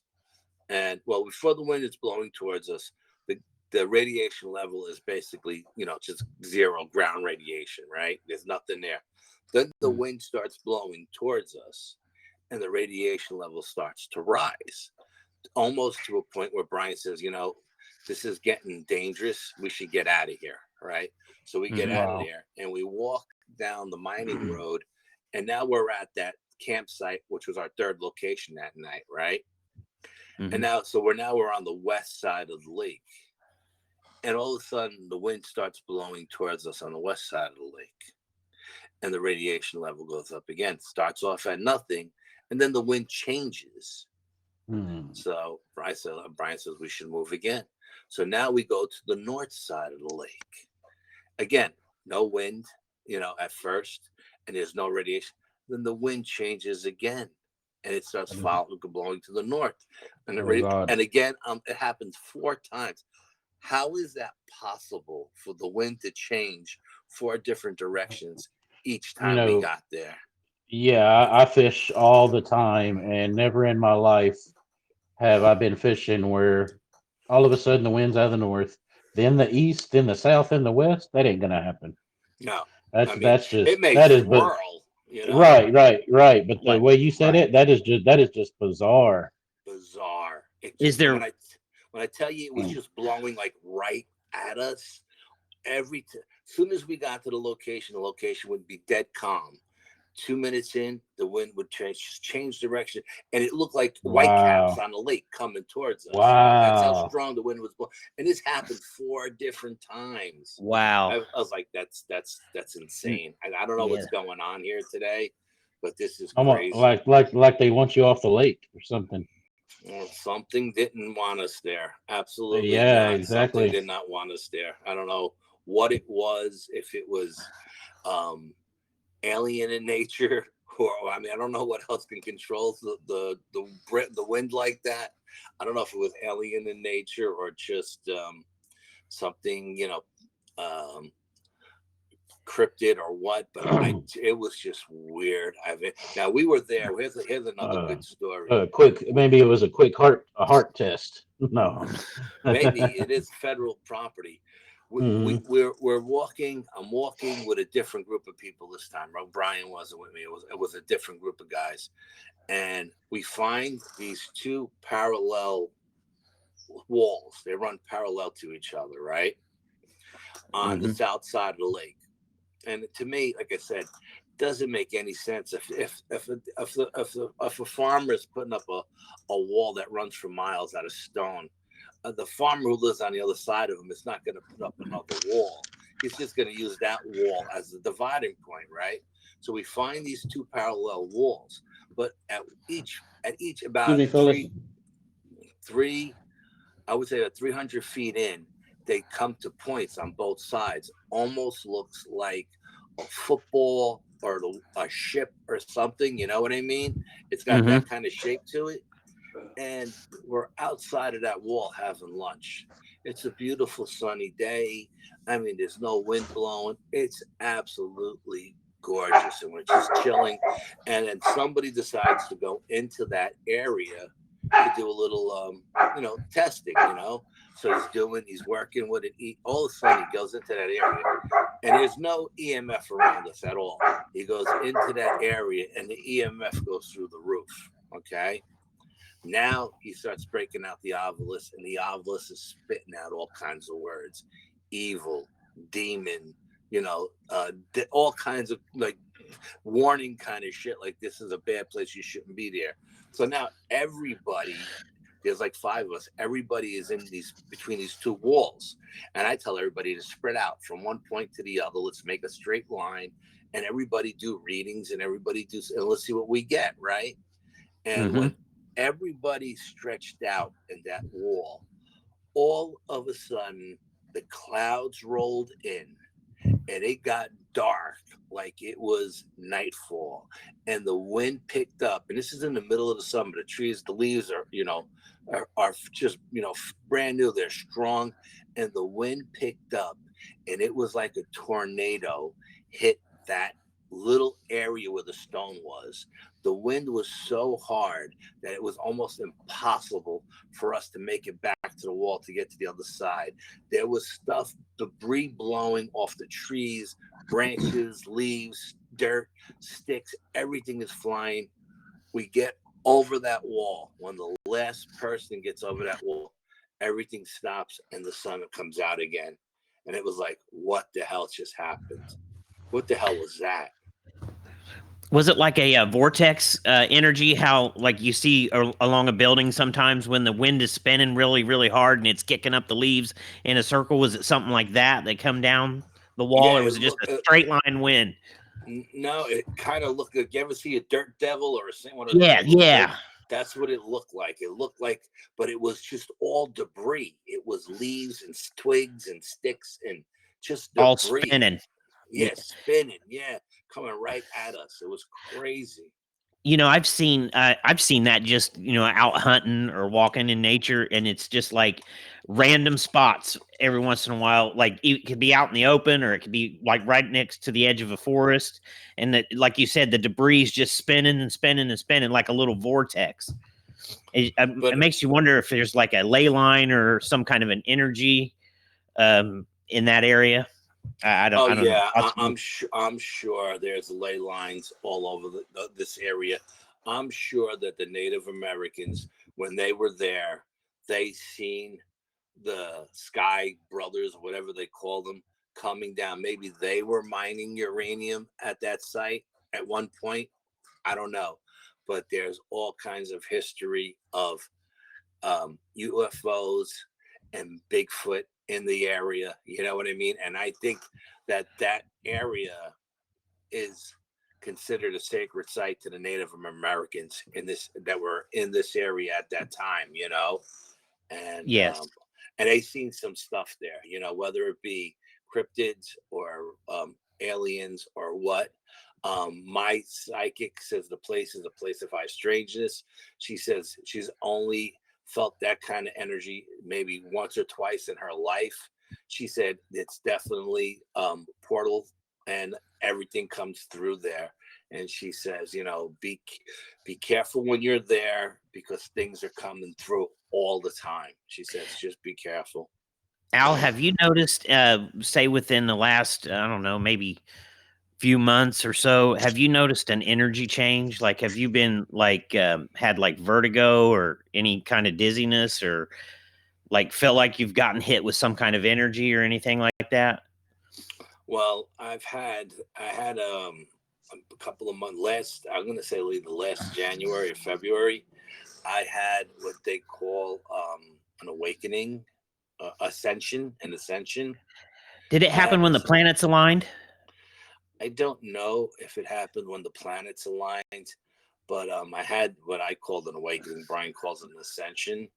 And ever since then, I was told by psychics that my energy, my consciousness and my energy is through the roof. I'm at a whole different level now than I ever was.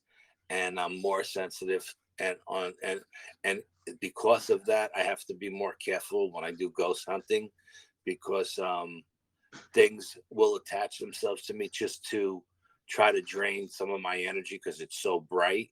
You know what I mean? So, so for me, I don't know if I feel like an energy shift because after that ascension, everything kind of feels the same to me. Did that ascension deal, when that happened to you, Al, did you feel like there was a sense of clarity of things absolutely. like the whole I think that happened to me and my mom. We were driving out through the country and I looked at my mom all of a sudden and I said, I felt a shift. I felt something shift and it's just like everything. It was like a release and it was also like a I don't know. It was like everything became pure or something. It was different. It was like the environment was cleansed, and I don't know. I can't really put it into words, but I could feel it. I know what you're talking about. I've had it too. Almost like you're just sitting there, and all of a sudden you feel like everything's going to be all right. Is that what you're saying? This was like, but more on like not just on the spiritual level, but like it felt like what it felt like to me was this is the best way I could describe it is if the timeline changed, like we went into another, I don't know, like another dimension or another time, like something shifted and it was like the air, the sky was clear. You could see clearer, everything got clear and there was just a sense of peace. Yes. That's a good thing. That no. You haven't had that? No, not at all. No, I mean, I could tell you what happened to me if you want to hear it, but I mean, I didn't feel peace. Okay, yeah, I'd like to hear your description. Okay, well, I was in bed one night sleeping, just went to bed one night, went to sleep, and I was having this crazy dream. At least I thought it was a dream. I was taken out of my body like astral projection, right? Yeah. And something is behind me and it's pushing me up towards the heavens, right? Wow. And we're on this rainbow cloud, but the colors of these rainbow are so pure that I can't even describe them, how beautiful they were. I mean, when I was on that cloud I felt what you're talking about, peace, and you know what I mean, Yes. serenity and stuff like that, and this voice is guiding me, and it's telling me, tonight's the night I'm going to tell you the secret of life and the secret of the universe. They're one and the same. This is what this voice is telling me. Wow. So I'm like, okay, I'm all ears, right? So as we're going up, and I mean, we're going deep out into space. I mean, deep space. I'm seeing mathematical figures going by my head, and I'm seeing music notes going by my head, and I don't know what either one of them mean. I've played guitar my whole life, but I don't read music, and I'm no mathematician, and I'm seeing all this, and as this stuff is going by me, I'm seeing flashes of Einstein and Bach and Tesla and Beethoven, and I'm seeing Da Vinci, and I'm seeing Nostradamus, and all of these people, right? And this thing is telling me there's three. How does he put it? There's three things.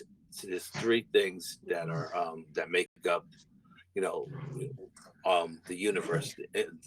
She said all the knowledge that's they said all the knowledge that's ever been or ever will be is in the universe, and we as human beings can tap into that knowledge whenever we want it. And I think that's was the images of all those people I seen, because all of them say they got that information from someone else, right? Mm-hmm. No one ever claimed to come up with these mathematical equations or this music on their own. It was Wow. gifts from above. They all say that, right? And she said the three things are, so she's telling me it's vibration, frequency, and then so now we start to descend down, right? We're descending down, and I can see my house, and she said, I'm like, when are you going to tell me these three things? Because I don't want to wake up not knowing, you know.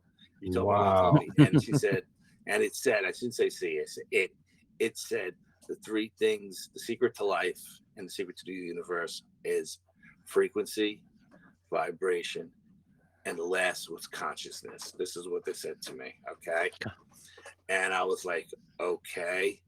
I was not a big higher consciousness guy. Didn't believe in any of that stuff. You know what I mean? I thought those people were all crazy. You know, I got to admit, I was one of those guys who thought they were all nuts. So I hit my bed and I say, man, that was the craziest dream I ever had, you know? And it said, no, this is not a dream. Now it's February. We got like 1.5 feet of snow out in the yard, and it said to me, when the snow melts, you'll see the sign.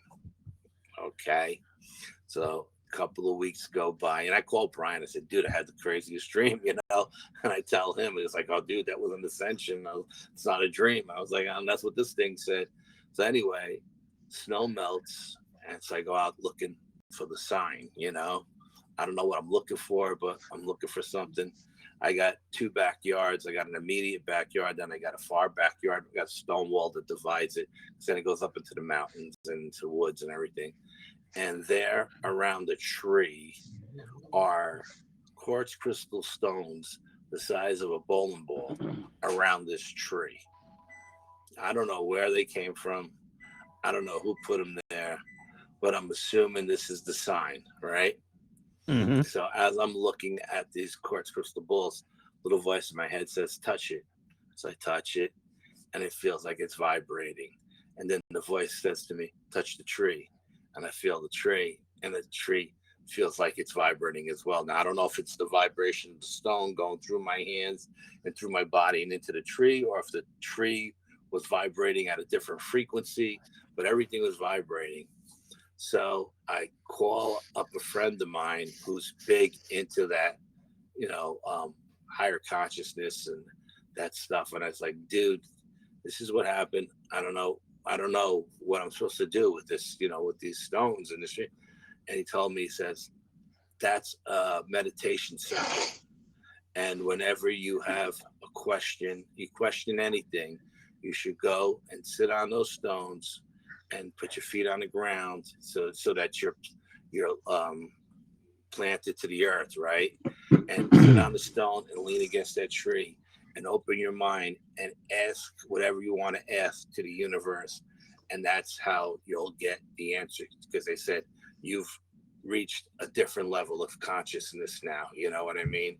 And you're at a different height or whatever. And he said, he goes, he doesn't see auras or anything like that. He says, but I would imagine that your aura is like, through the roof right now, and it was weird. I went to an investigation at a restaurant that was like 200 years old, this building. And when I sat there, I met everybody from all these different groups. We were all talking, shop, saying hello to everybody. The psychic walked in. Now, I know the psychic very well. I've met this woman a million times. I investigated her home. She's got all kinds of crazy shit going on there. And she walks in and she says, "Oh my God, Al, what happened to you? What happened to you?" She's like, she's freaking out. "Oh my God, what happened to you?" And I said, "I shaved my head, I shaved my head. I didn't have that much hair left and I shaved my head." And she's laughing hysterical. She's like, "I'm not talking about your shaved head." She goes, "I'm talking about you're radiating." She says, your aura is like blinding." She says, "What happened?" So I tell her the story. She's like, "Oh my God, you've come to a higher consciousness now." And she's shaking my hand. So we go on and we do the investigation. And I'm doing this investigation. And one of the people who were running it had to leave. They had an emergency at their home. So they asked me if I would step in and help out on the investigation. So I said, of course. I was in the investigation like 10 minutes. And I got flushed real hot, really, really hot. I went to the bathroom. I poured water on my head and I tried to cool myself off. And I just felt really, really bad. So I sat down at the bar and I let this other guy who was, from another team, I said, "Dude, you got to take over from me. I don't feel good. Something's wrong." So I'm sitting at the bar and we finished the investigation, and then we're going to change floors. The people on the first floor are going to the second and vice versa. Now the psychic is up on the second floor. So she comes down and she freaks out. She's like, "Oh my God, Al, what happened to you?" And I'm like, "What do you mean?" She goes, "What happened to you?" And I go, "I don't feel good." All of a sudden, she goes, "All of a sudden your aura is gray." She goes, "Something has attached itself to you." She goes, "Something has," and I said, "Oh, what are you talking about? I do all this protection stuff before I came here. How could anything attach itself to me?" She goes, "I'm not saying that it's anything dark and negative, but whatever it is," I put it this way: I couldn't figure out how to use my own camera. I'm trying to figure out how to use my camera, my IR camera, and I didn't know how to use it. So whatever attached itself to me must have been from like 200 years ago. That didn't know what the hell the camera was. Yeah. Yeah. And so she does all of this. She does a whole ceremony on me, and it was weird because I felt the energy start at the bottom of my feet and go up through my body and out the top of my head. It felt like something popped, poop, right? And I just looked at her and I said, "I feel like something just popped out of my head." And she goes, "Yeah, whatever it is, it's gone now because your aura is back to normal." And she says, "Al, you got to be more careful when you go on investigations because you have so much more, you're so much more open now, And I was like, "Well, I do what I always do." She goes, "It's not enough." She goes, "Now what you have to do before you go out is actually ground yourself first. You just can't say a prayer and have salt and all this other stuff. You have to ground yourself first and protect yourself because now you're wide open now compared to where you were, 6 months ago." And the further I got away from that investigation, the better I felt. And it was like, by the time I got home, I was like back to normal. But it was weird, It was just, and like she said it wasn't anything dark or negative. It was just something that was attracted to my light, and it wanted to, it absorbed some of it, but it was draining. Like feed off the energy. Yeah, and it just made me sick. Yeah, it made me sick. It drained you like a battery. Yeah, it drained me like a battery, But it was crazy because I swear to God, I felt it come from the bottom of my feet. But she made me take off my socks and put salt in my shoes. I had salt in my pockets, but not in my. She goes, take off your socks, put salt. And I put my 4 feet down on the salt, and it felt like I was at the beach, right? And then all of a sudden, I felt this burning energy start at the bottom of my feet and go up my legs and through my body and pop out the top of my head. I felt it the whole way, and whatever she did, because she had a whole bag worth of stuff, you know what I mean, with her. And she did this whole big ceremony on me, and you know, didn't cost me a penny, thank God. And it got rid of whatever it was. It was crazy. It was crazy. Like, I'm never gonna do another restaurant investigation ever again. Screw that shit, man. I'll stick to haunted houses and asylums. You know what I mean? Do you I asked you once before and about orgonite. Do you know what orgonite is, Al? Orgone energy. No. The reason why I'm asking is because what I learned studying the orgone is that quartz crystals, if you compress a crystal, it has a piezoelectric effect. Okay. And the guy that came up with the orgone or discovered the orgone energy, his name was Dr. Wilhelm Reich, and he had studied with Sigmund Freud, like psychology, but he studied the human. Like, I know this is going to sound funny and out there, but he studied the orgasm of like the orgasmic energy. And he said that this orgone would create like it would take your body's bio field, like the bioenergy, the electric field, and the orgone devices would transmute that energy and line everything back up. And it had healing properties, and it had like he was had like spontaneous remissions of cancer. He made like an orgone accumulator box that he could put people in and get these effects with it. And what it is it's the orgone, like the orgone generators, the boxes that he made, they look like almost like little small smoke houses or whatever, but with a door that people could get, or an outhouse that people could get in and sit in. And this orgone energy would accumulate inside and start healing the bodies. But it was layers of like organic material and inorganic material in different layers, and it would cause that the orgone effect. It would cause the orgone to happen. But this guy found out that if you take resin and you embed a quartz crystal in the resin, that the quartz crystals will start generating orgone energy, and this orgone energy will like, say, like my trees out here, I had trees that were dying. I took and put orgonite underneath each one of the trees. They're lush and green. And my first experience with it, they said it has like animal magnetism where it will attract animals. I put one out on by one of the trees, and I had like 5 or 6 deer come in out of the woods in a line and walk right up to it.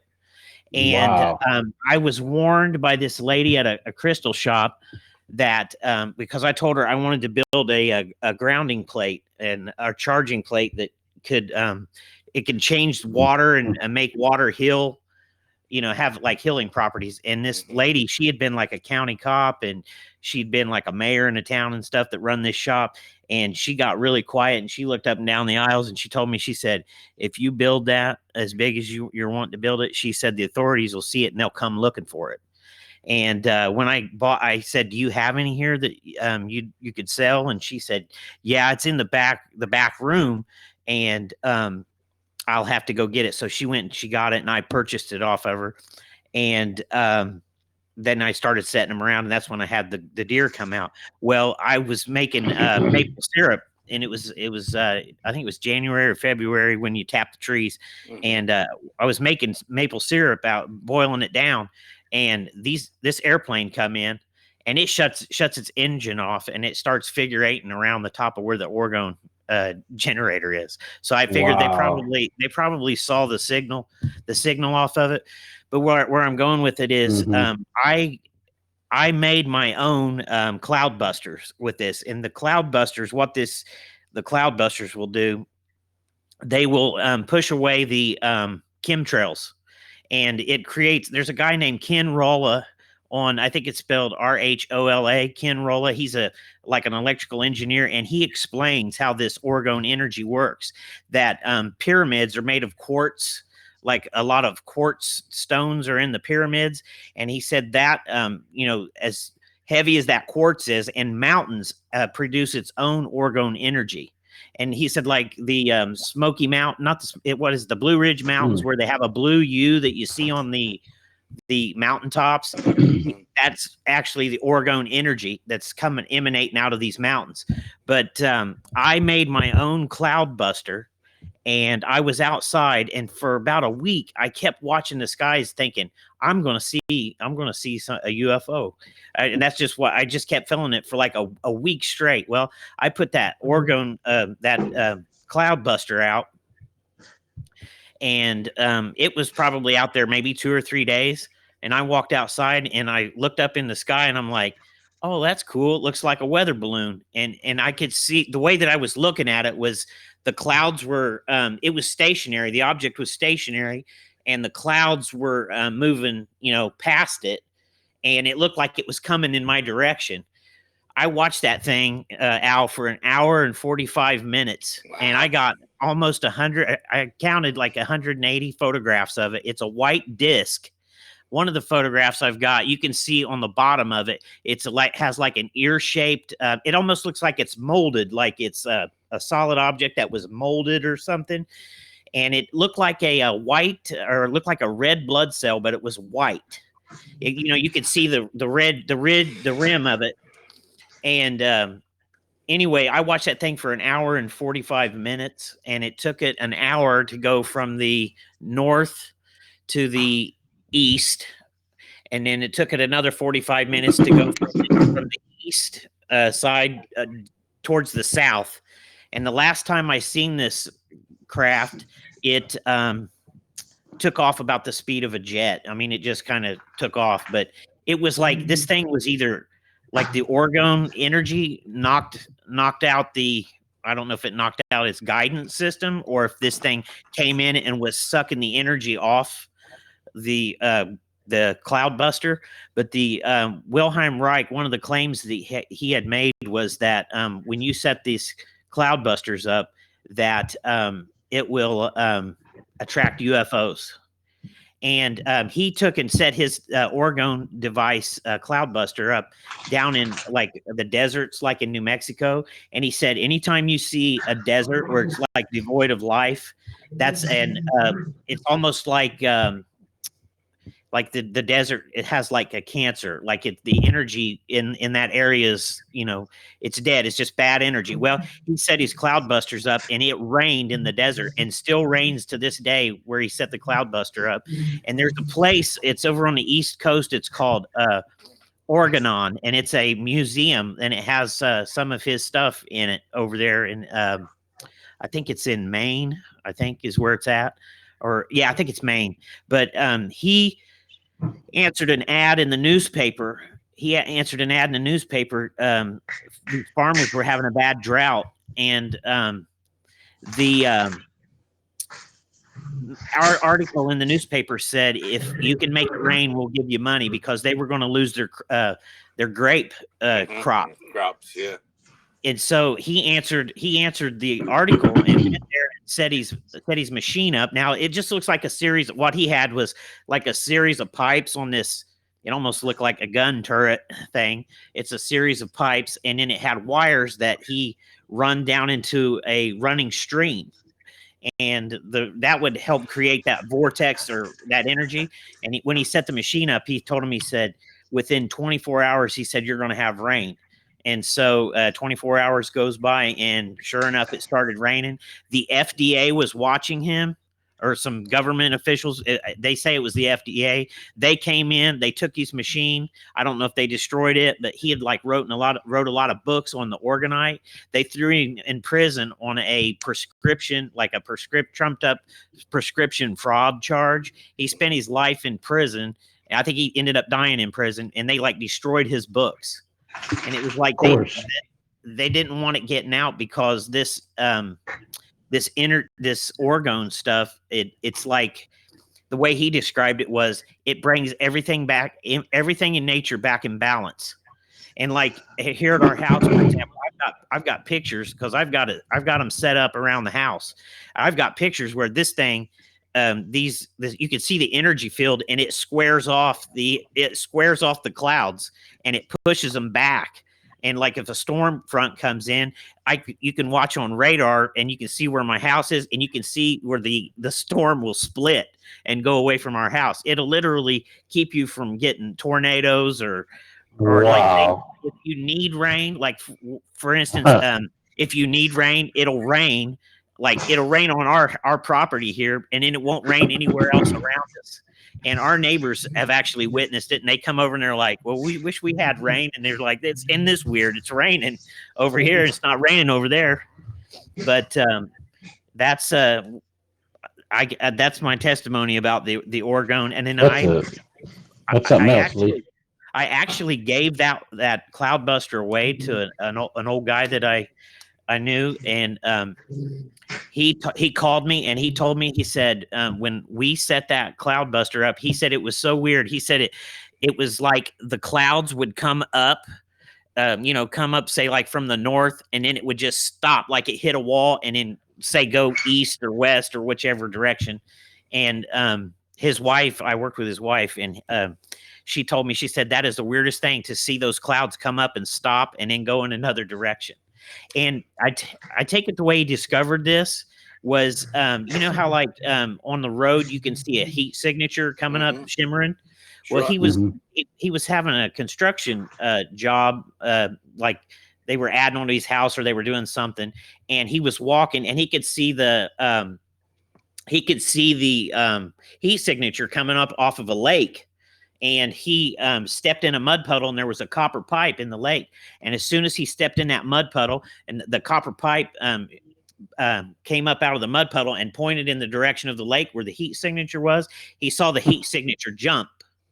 And they say that's how it works. It can back up back up the jet stream or whatever. Wow. There's people online that have done videos. This one guy, he went and he gifted orgonite off the coast of South Africa, and then they put them in different regions in South Africa. And he said it was like he knew there was going to be a drought in South Africa, and he thought that the powers that be was going to be running the HARP thing to cause famines over there. So he went, he set these things up, and he hid them. These different orgone devices, he hid them around rocks and different things like that, and they had more rainfall there that year than they had ever had. And they were going to lose like swampland and different things like that, and they didn't lose it. They had more rain than they'd ever had in the history of their country, I take it. And the farmers in Africa, they won't just buy into anything like that, because if they buy something, they have to know it works, because they're really poor over there. And he showed them how he gave them a few to try out, and their crops increased. It increased their crops. Like, you can put them in gardens and it'll make things just grow lush and healthy. And it really balances things out in your gardens. And I built some for some friends of mine that I worked with, and they had the best gardens they'd ever had. And they just begged me to make them some more to give it to them. So let me ask you a question. The orgonite is like a stone. It's you can actually make it. I tell you how you make it. If you can get what's called at a machine shop, it's called grinder grit. Do you know what grinder grit is? Just like the steel shavings. Mm-hmm. And if you can get powder, like steel powder, what you do is you take it and you mix that in with the resin. And I put quartz crystals, and then I put a copper coil in it, and they say you want to wind the copper coil in a clockwise, if that makes sense, because they said if you do it counterclockwise, it'll produce what's called DOR, which is deadly orgone radiation.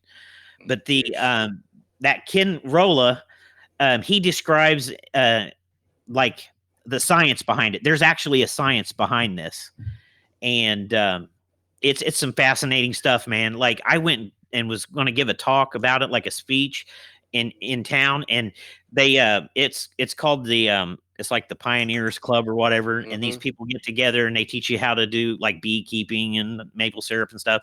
Well, they put an article in a newspaper and they had my name and what it was going to be about.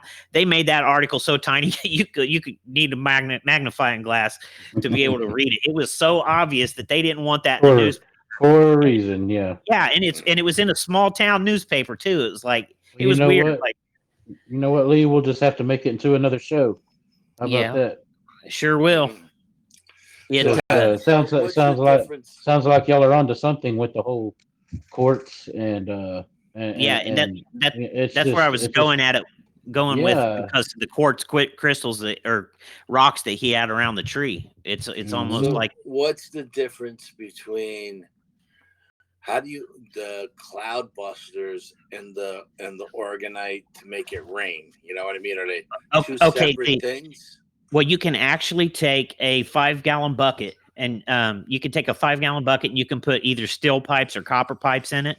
I've got one sitting in the front yard and it'll have the same effect, but you want to be very careful with that because it will accumulate all of the like the toxic metals and stuff like that. There will be that energy that, I guess it's DOR, it will accumulate in the water. So if you go and I made the mistake of touching it, like I wanted it, like this green stuff was growing on the copper pipes, like you see. So I wanted to clean the water out because it got nasty. So I dumped it over, and I had taken and put chunks of orgone energy in the or orgone like pieces that I'd built.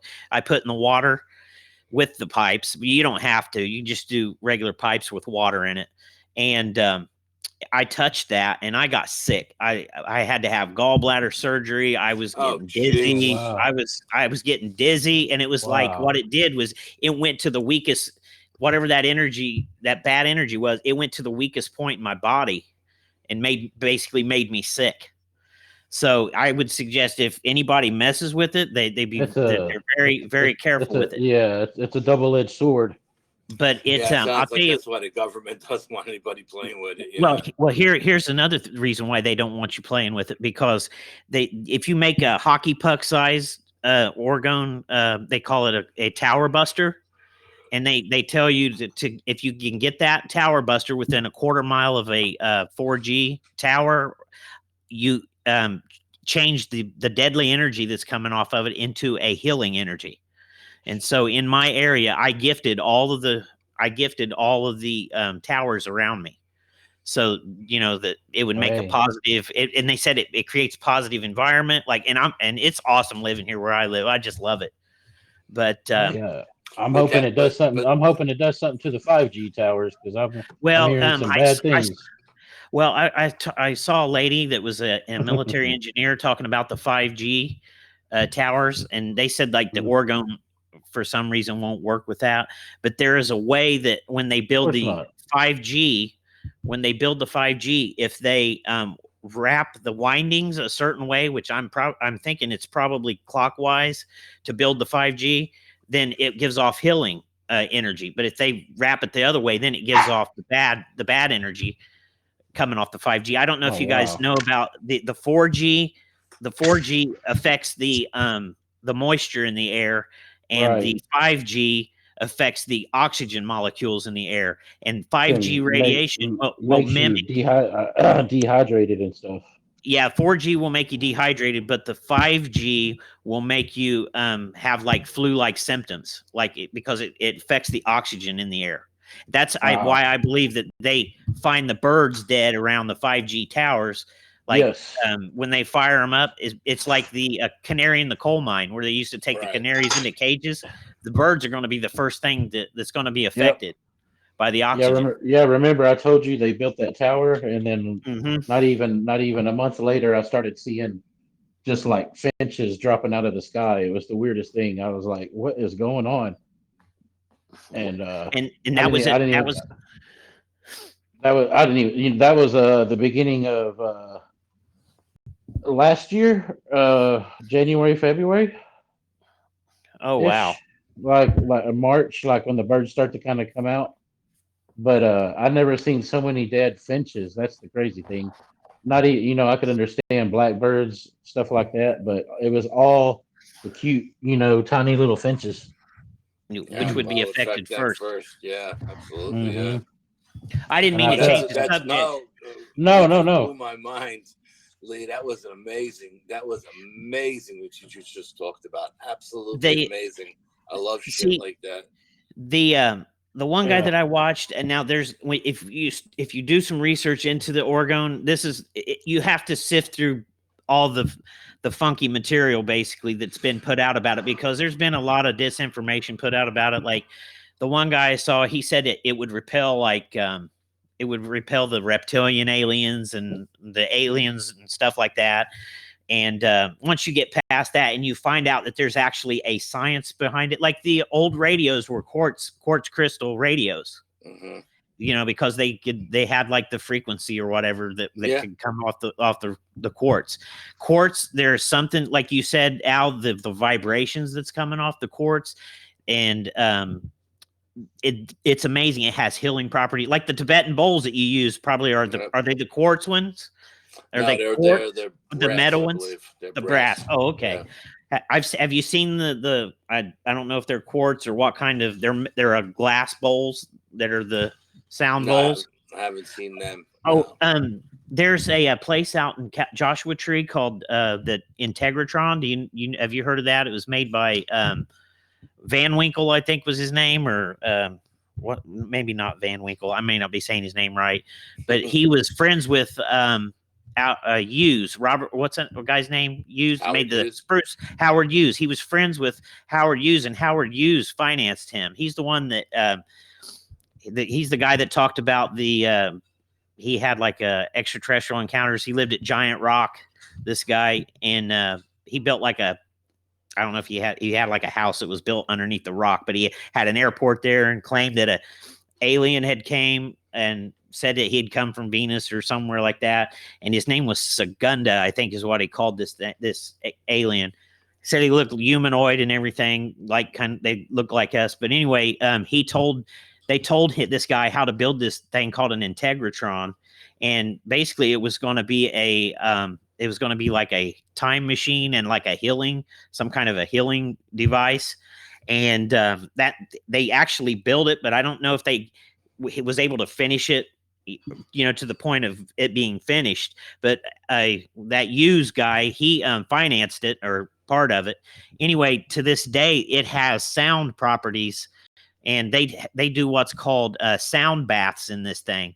And like that actress Charlize Theron, they will go there and they will do those sound baths. And they said you can see the videos on YouTube, and they will, like, artists go in there and record music, and you can stand in one certain area, like I think it's in the center, and it's like you can hear something, like you can hear what you're playing, like, and it's amazing whatever you're playing, but you can't hear anything around you or something like that. It's like the sounds canceled out around you. But that's another thing of sound frequency, and like the healing thing. I don't know. Oh I got yeah, absolutely. off track there. I listen. That was fine with me. You just blew my mind because I'm a big believer that sound and vibration can do healing. Have healing properties. You know what I mean? And so I believe in that stuff. I really do. I mean, stuff that I didn't believe in 10 years ago, I believe in wholeheartedly now. So I've come a long way. And like I was telling David, that rabbit hole that you guys jumped into, I said, it's got no bottom to it. It's just going to go on forever. I told Oh, Elle, yeah. I said, when we talked earlier, I said, man, I've only been doing this for 2 years, and I feel like I'm down that rabbit hole and I can't imagine 20 years. But hey, you know what? That's kind of like what I love about it.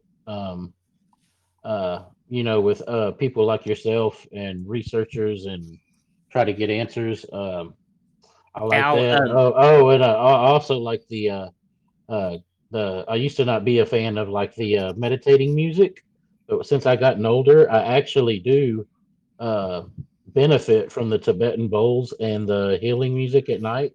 I will listen to those at night and Native American flute, and I will I love actually Native like. American. American flute. Yes, Absolutely. like Yes. with It's the only there's thing one with it's the only thing I can meditate to is the Native American flute. Yeah, it's the only yeah, thing. there's one with a chant and rain and the flute, and oh my god, it like in 10 minutes I'll be out, but it like takes you to another place. And I've had friends call me crazy, like, what are you talking about? You picture this or that. Man, I see visions when I close my eyes and hear that kind of music.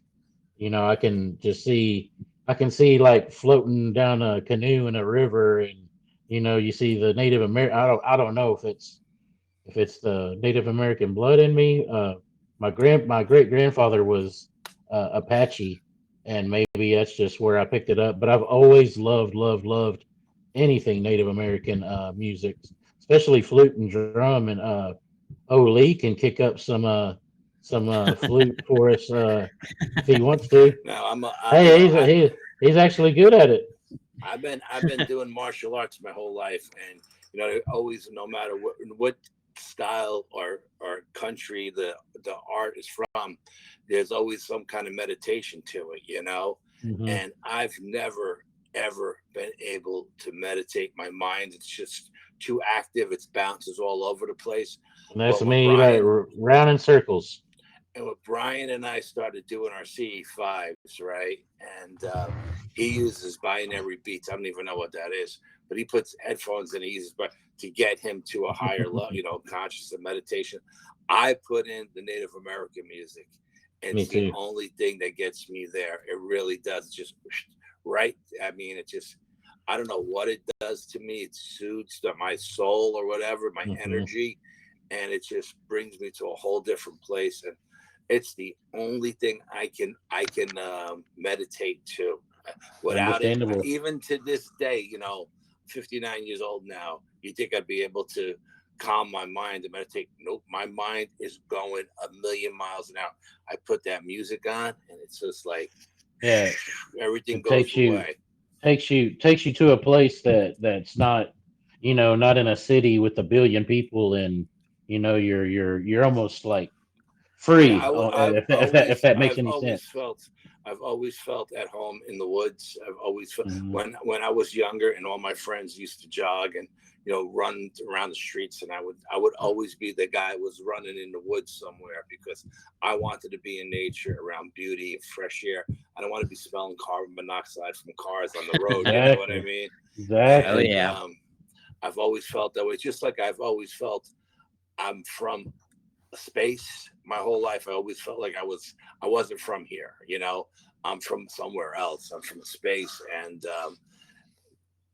that that same feeling I got when I think about I'm from another planet or whatever is the same way I feel when I'm in the woods. I feel at home.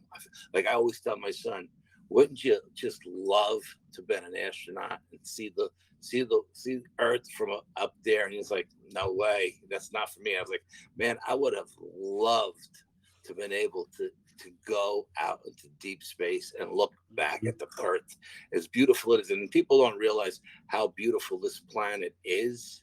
You know what I mean? When you look at this planet from outer space, this beautiful white blue marble is Hmm. amazing. It's the only one out there that looks like this, Oh yeah, and it's such a most beautiful definitely. planet. And it just, kills me when I'm big when it comes to like um, recycling and crap like that. I mean, like, I remember growing up as a kid seeing those images of the old Native American guy crying on the side of the road Yep. when people Yeah, throw garbage out.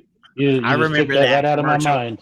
I Yeah, remember that commercial. And yeah. I used to make my father insane when he see people do that, and it makes me insane when I see people like flick their cigarette out the window or throw Yep, a yep, McDonald's wrapper out the window. You know what? Leave it yep. in your car when you get home. Throw it in the garbage. Why are you throwing it out the window? It doesn't Nope. make any sense to me. And nature is so beautiful. I mean, I love nature, and I love at night when I sit around the fire pit and I just look up at the stars. I got my telescope out and I'm looking up at the stars and the sky's rotating. It's just, Hmm. it brings me to another place, man. It really does. I That's really awesome. love it. That's awesome. I like that too because here in Texas, the night stars are beautiful, and it's just man, it's awesome. I got to get me a Yeah. telescope. I live upstate in the mountains, and Oh my God, the night sky is beautiful there. I could just I, imagine. I go from the front deck to the back deck to the, I'm all over the yard. You know what I mean? I'm moving that scope all over Oh, the place. I really do. I love looking at the night sky. I feel like that's where I'm from, and like I said, the only other place I feel that comfortable is in the woods. And I really, even with all this crazy stuff that I've learned over the years that are in the woods between the dogman and the Bigfoot and the rake and the cat man creatures and the reptilians and the lizard man and all that crazy shit, I still feel so much more at home when I'm in the woods. you talked about the Native American flute putting you in a trance. I got to have the fortune. I was fortunate enough to sit in a drum circle at a powwow, and they let me drum with them. And I started drumming with them, and it was like you were in a trance, and it was like time slowed down around you. And Dude, lucky. I started. I don't know what they were singing, but Man, I would love that. I was singing in their language with them, and I didn't understand what I was singing, but I picked it up and I was singing with them.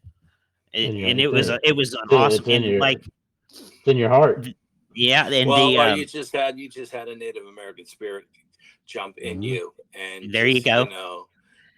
Was reliving life through you. You know what I mean? I know exactly what you're talking about.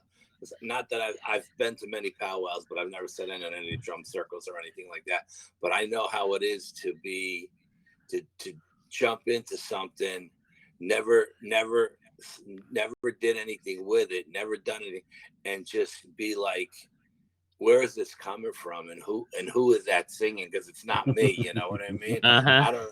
But it's an amazing feeling. Yeah, it's almost beautiful. like an outer body experience. Yeah. Yes.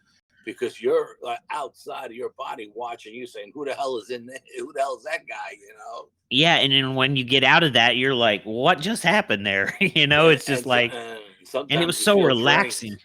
Yes, drained. There you go. Yeah. Those Native American drums, that one that we were sitting at, what they told me was, like, I don't know if it was the top hide. There's two sides to the drum. There's a top and a bottom, and they had a male elk hide on the top and a female elk hide on the bottom, and that represented to them the circle of life. And I thought that was a beautiful thing. I really enjoyed it. I would have done that again, and it was an honor to get to do that. Oh, I would. That is an honor. Absolutely. Yeah. Yeah, it's something. I got a friend I find a lot of similarities with the Oriental customs. You know what I mean? Yes. Through all of these different martial arts that I've done over the years, I've done like 5 different styles, and you learn just by being there. You learn all the history and everything. It's not just training all the time. Sometimes you go to the dojo and you sit down and you just learn the theory behind stuff and the history behind stuff. And I find that a lot of it is very cohesive with the Native American stuff. There's a lot of similarities in both of them. Do you know about Chief Joseph? He was an Indian chief out west, and they called him the Napoleon of the Plains. And they were like, had trouble catching him. This guy was slick like Geronimo. Just like a master, battles and stuff. When they finally caught up to him and overtook his village, I take it, you know what he had in his possession? He had a Sumerian tablet that it's in a museum, and it came from Iraq. And he had a Sumerian tablet, and this tablet, I take it, they deciphered this tablet, and it talked about a shepherd. Isn't that interesting? Like, I don't talk about a shepherd. Yeah, like a shepherd. Yeah, it had a story on it about a shepherd. Yeah, and that was Wow. like one of his prized possessions was this How tablet. the hell did he get the Sumerian tablet? Yeah, there you go. There you go. I tell you, Al, I found a guy here in Indiana. He's written a book called I think it's called The Graves of the Golden Bear, and he's an archaeologist. And this guy claims in this book that he has found. I think he said, I think when I watched the video, at first he thought there was only 14 sites where here in Indiana at the West Fork of the White River, where the Romans had came in here. It had he says they found like Roman lantern things here in Indiana on the river, the West Fork of the White River, and they found coins. Well, I found that guy. And then I've also found another guy in Illinois. I don't know if you've heard of it. I think it's called Burroughs Cave over in Illinois. They found ancient Egyptian artifacts and Roman artifacts in this cave. And this guy claims that the guy that first found it, he claimed that he had taken out, I think it was 2 tons of Egyptian gold out of this cave. Now yes, I've heard about that one. Yeah, absolutely. I've heard about that one. Yeah. And they found a tablet in this cave, and I guess this cave's got like different chambers in it. And this guy blew it up because he found that gold in there and didn't want anybody else getting in there. I guess I don't know why he would blow it up, but he must have took everything out of there and he was trying to hide it or something. But the guy that owns it now, they found I think they found some more tablets, and he's got some of the artifacts out of it. He liked to read. This guy liked to read a lot of literature and stuff. His name is Harry Hubbard is his name. And I'm going to try to find him. He's not very far away from where I live. He's only about an hour and 20 minutes away from where I live. And I want to go over there and talk to this guy. If I can locate him, I'm going to go and talk to him. But anyway, it tells a story in this tablet that he found. They had it deciphered, and it tells a story of a colony of 50,000 Romans. And I don't know if there was Romans and Egyptians that were like mixed together, but they came up the Mississippi River in a boat, and then they came into the Wabash River, and then they came into the little Wabash River, which it runs between Indiana and Illinois, and that's where this cave is at, over where I guess it's the little Wabash or something. But anyway, that's where this cave is at. I had a theory about the dogmen. There was over in India, there was supposed to be a town that had these dog-headed men in it. Have you ever heard that, Al, the story of that? And did you know that Alexander the Great, when they had some of their battles, that I don't know if it was the Turks or whoever they were fighting against, they had these dogmen fighting on their side with them, and these dog-headed men were like vicious.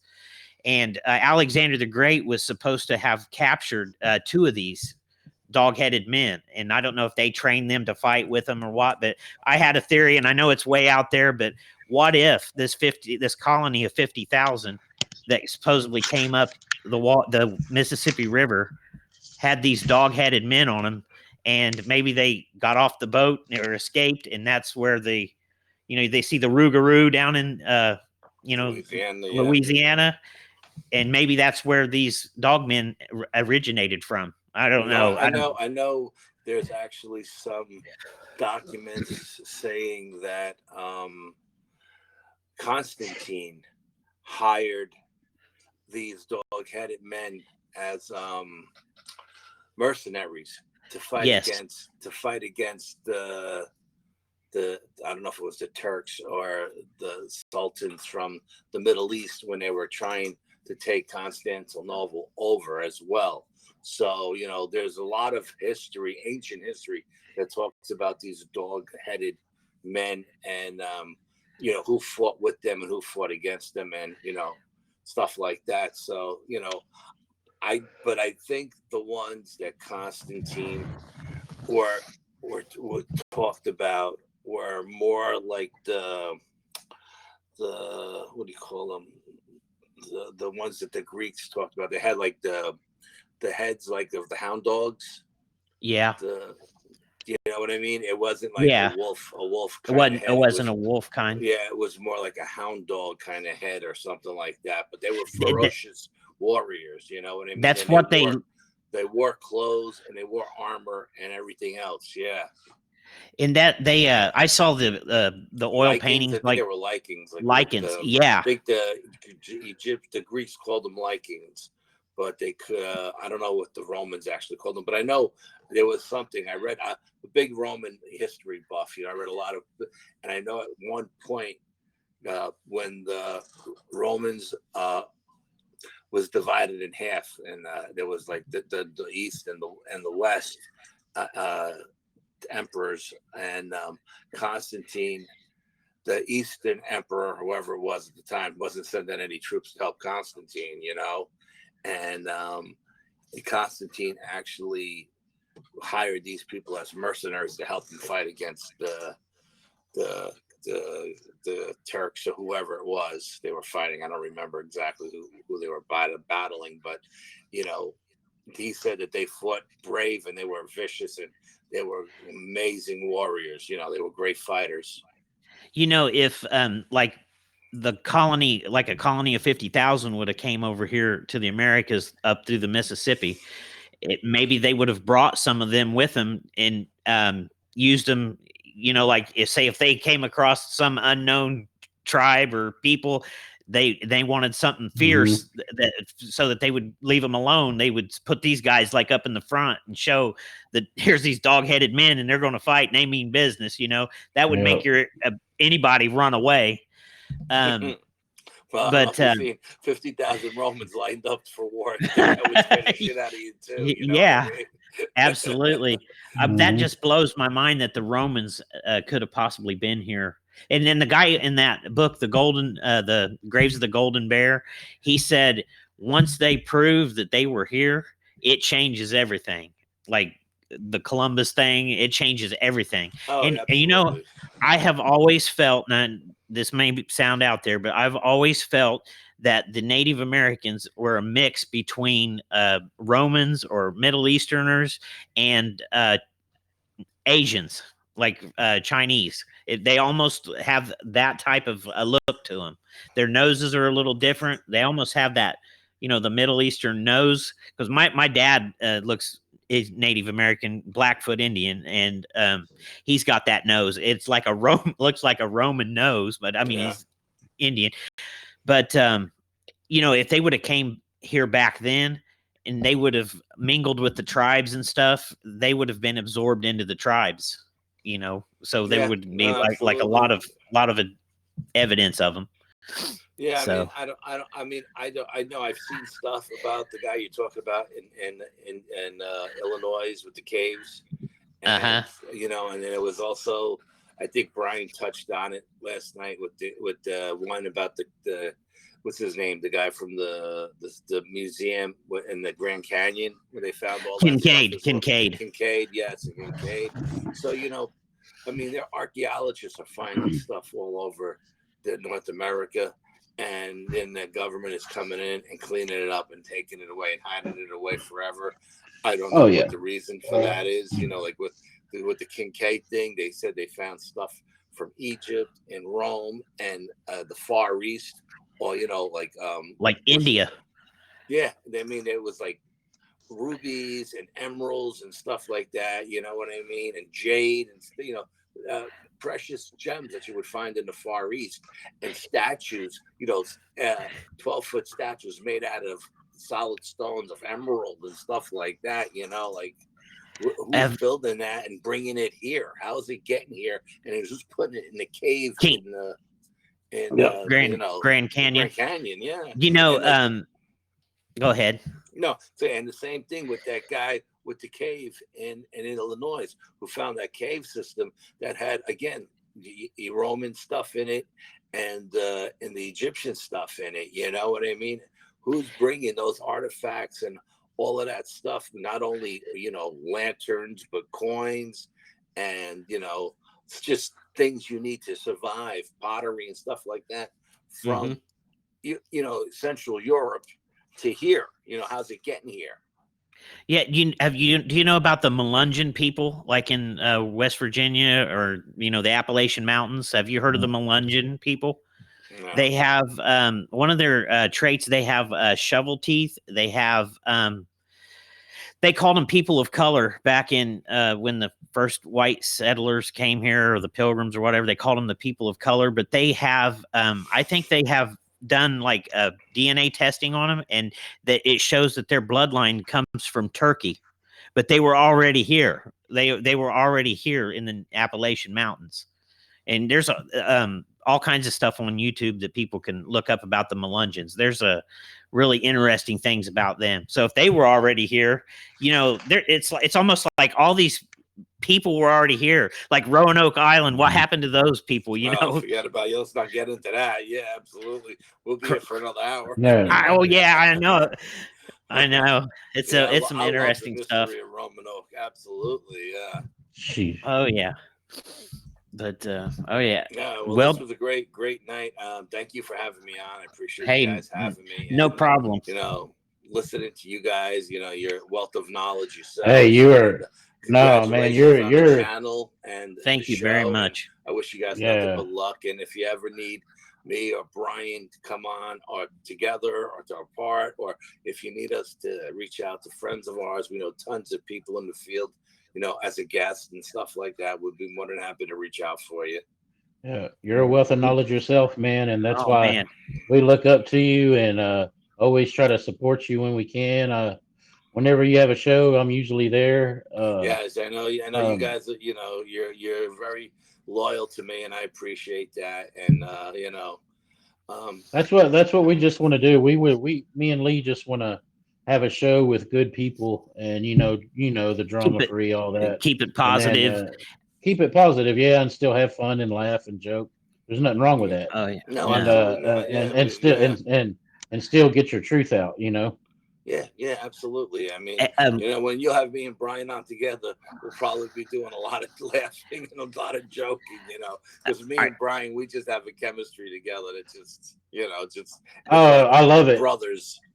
I love it, Hey. but when y'all are on together, you might as well call it, because I mean, Yeah. like, no Oh, questions yeah. are coming out. I mean that in the funniest way. It's Yeah, no, I hilarious. understand. Even I though agree. check this out. Even Brian is like, I'm like, man, Brian is awesome. Like, he will be on one topic and I'm like blown away, and then he'll go to another topic and I'm blown away, and I'm like sitting here writing notes because I want to ask questions, and then it's like, man, this one guy, he's just loaded with Wealth knowledge, and I love wealth of it, man. knowledge. Yeah, he's Yeah, very you too, intelligent guy. you know what I you mean? too, you He's two make he's one of a those guys who has a photographic memory. He can read yes. something, and 10 years down the road, he'll remember what he read verbatim, you know, word for word. And he's just amazing that way. I always go to him whenever I have questions Yeah. and stuff, because I know if we did something and I don't remember what the hell it was, I can go to him and he'll go, boom.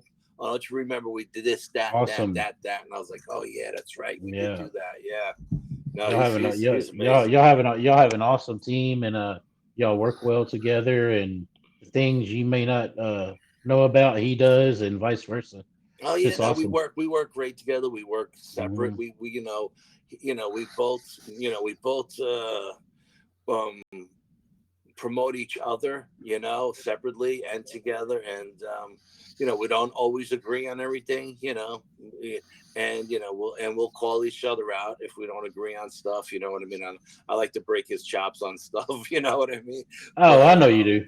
yeah, I but like how you have a safe approach to things. You approach things Yeah. safe, and Yeah.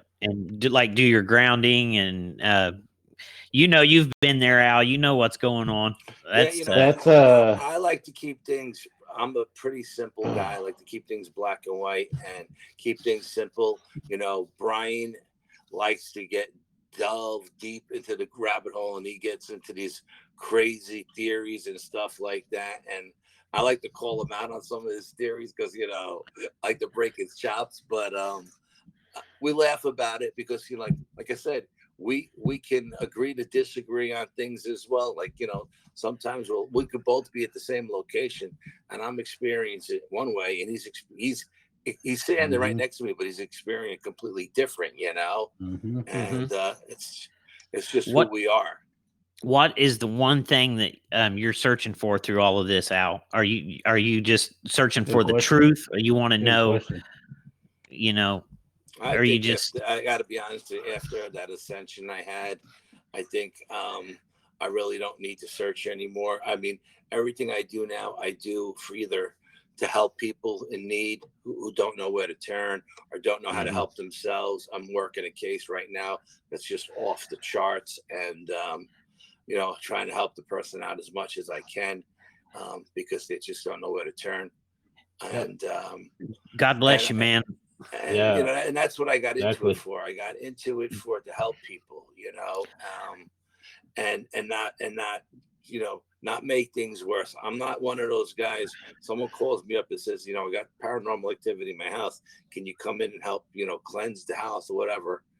Yeah, I don't have to go in there and stir things up to get evidence for me Mhm. to put on my site, because that's what I'm Mhm. not there. I'm not there to do that. I'm there to help these people cleanse their home so they can live in peace. You know what I mean? And if I capture that evidence in the meantime, that's great. But that's what I'm like, because a lot of these groups that go in, they just go in to get the evidence, and then they leave these people hanging, and they Hmm. stir things up even worse than it was before they Mhm. got there. And now these people are really screwed. As bad as it was before, now Exactly. it's 10 times worse. All Exactly. because these people wanted to come in and get evidence. I don't care about evidence. I don't have anything to prove to anybody. Um, once I got once I was told the secret to life and the secret to the universe, I'm good. You know what I mean? When Um, when you were describing that, it sounded like the Akashic records. Was that what you were basically showing, the Akashic records, or is it no, beyond that? I don't know if it was the Akashic records. I know the Akashic records talk about a lot of that stuff, like vibration and frequency and stuff like that. You know what I mean? Hmm. And consciousness, but it wasn't told to me that it was anything like that. They didn't give me any specific names to any specific records, whether it be the Akashic records or You the you know hidden Egyptian, what you call it, what it, like the secrets to the Egyptians with they use like sound vibration to build the pyramids and stuff like that. Any secret knowledge. It just said all the knowledge that's ever been or ever will be is in the wow, universe for you to tap into, that and is so. you just have to meditate and raise your consciousness to a higher level, and then you can ask that question and it'll come to you. And I think a lot of these people like Mozart and Beethoven and Bach and Stein, which we'll call They were tapped Einstein, in. they tapped into it subconsciously in their sleep, and that's how it came to them. Hmm. I think Yes, they asked that question in their head while they were sleeping, and they were in a higher dimension, and then it was given to them, like they say, in a dream. Right? It came to me in a dream, but it really wasn't a dream. Somebody was giving it to them, like talking to them, telling them while they were in a subconscious state of mind. And when they woke up, boom, they wrote it all down. hmm, And and I think that's the way. That's part of the secret. I think you have to be, we call it subconscious, right? We're sleeping, but maybe it could be in a meditative state and still be subconscious. But I've also heard people who meditate come back. Sometimes they come back with dark shit too. So you have to be careful when you hmm. meditate. You have to protect yourself before you go into the meditation, because once you go in there unprotected, you can bring dark stuff back. So again, when I heard I've when I done heard that. that, it scared the shit out of me, because I've been trying to meditate my whole life with martial arts and I can't. But imagine if I didn't know that and I did that and I brought something dark back, from a different realm or a different dimension. Mhm. Scary. It's scary to think that you can go somewhere subconsciously and still bring something dark back with you. When Very you're in scary. the astral, like if you Playing. come out of your body or whatever, that's more than a dream because you're looking around 360 degrees. You have full consciousness, and you can move around like that. It's. I've done it before, and it's wild. It's wild. I've had out of body experiences. You know, I have maybe like 2 or 3 in my lifetime. And except for that, you know, ascension. That Brian calls it ascension. I mean, during the course of my lifetime, I've had them, but not something that I could do regularly. Like if I wanted to, it's come, you know, and I don't know, you know, how or when, how it was done, or you know what I mean. I'm sure it was done in my youth, so maybe my mind was still growing like a sponge or whatever, you know. But no, because when you're young, your mind is like a sponge; it just absorbs everything. Absolutely. Yeah, and when you get old, it's like a rock, and everything comes back to raw. So that's where I'm at. I got a rock in my head now. So, but I mean, it's just, but you know, like I said, I was shocked when I found out, like this year alone, right now, I've been researching for a long time, but last summer alone, I've had 3 epiphanies in last summer, you know, and you would think, you know, you've been out doing all these experiments, all these years, and getting all this data and all this evidence and all this other stuff that you like, you know, you pretty much know what you're doing. And then you get an epiphany and you say, holy crap, you know, that thought never even crossed my mind all these years. And here it is staring me in the face right here and now. And when you think, you know, you knew it all, you learned something new. Even me, you know, an old dog learned a new trick, you know what I mean? So, I mean, so never stop learning, never stop researching. And I try to give people that I really like a lot, I throw them bones and give them some knowledge to help them move along at a faster pace and not have to do it like the way I did it, you know, over years of experience and learning it, you know what I mean? Sometimes I try to throw people a little bone here and there and just point them in the right direction and get them jump started. You know what I mean? So it's not going to take them 10 years to figure this out. I'm giving this to you now. Now you're 10 years ahead of the next guy, you know, boom, go do this, you know? And so every now and then I throw people little tidbits of information. And I was telling Dave, I think this afternoon, you know, people think I'm the senior guy on the circuit, you know, because I'm 59 years old and everybody comes to me and they ask me questions and stuff. But I got guys that are 20 years older than me that have been out there, you know, 30 years longer than me that I go to and I still pick their brains all the time, you know, and they don't give you anything for free, you know. And I'll say, well, why didn't you tell me that? You know, we've been talking for like, you know, 15 years. Well, you never asked me. But you know, and I'll say, well, because I never asked you, you never, the thought never crossed your mind to just throw me that little tidbit of information. So when you ask, when you ask me, well, they say, when you ask, I'll give you the information. But until then, I'm not giving it. I'm not gonna just give it to you. You know, you have to ask for it.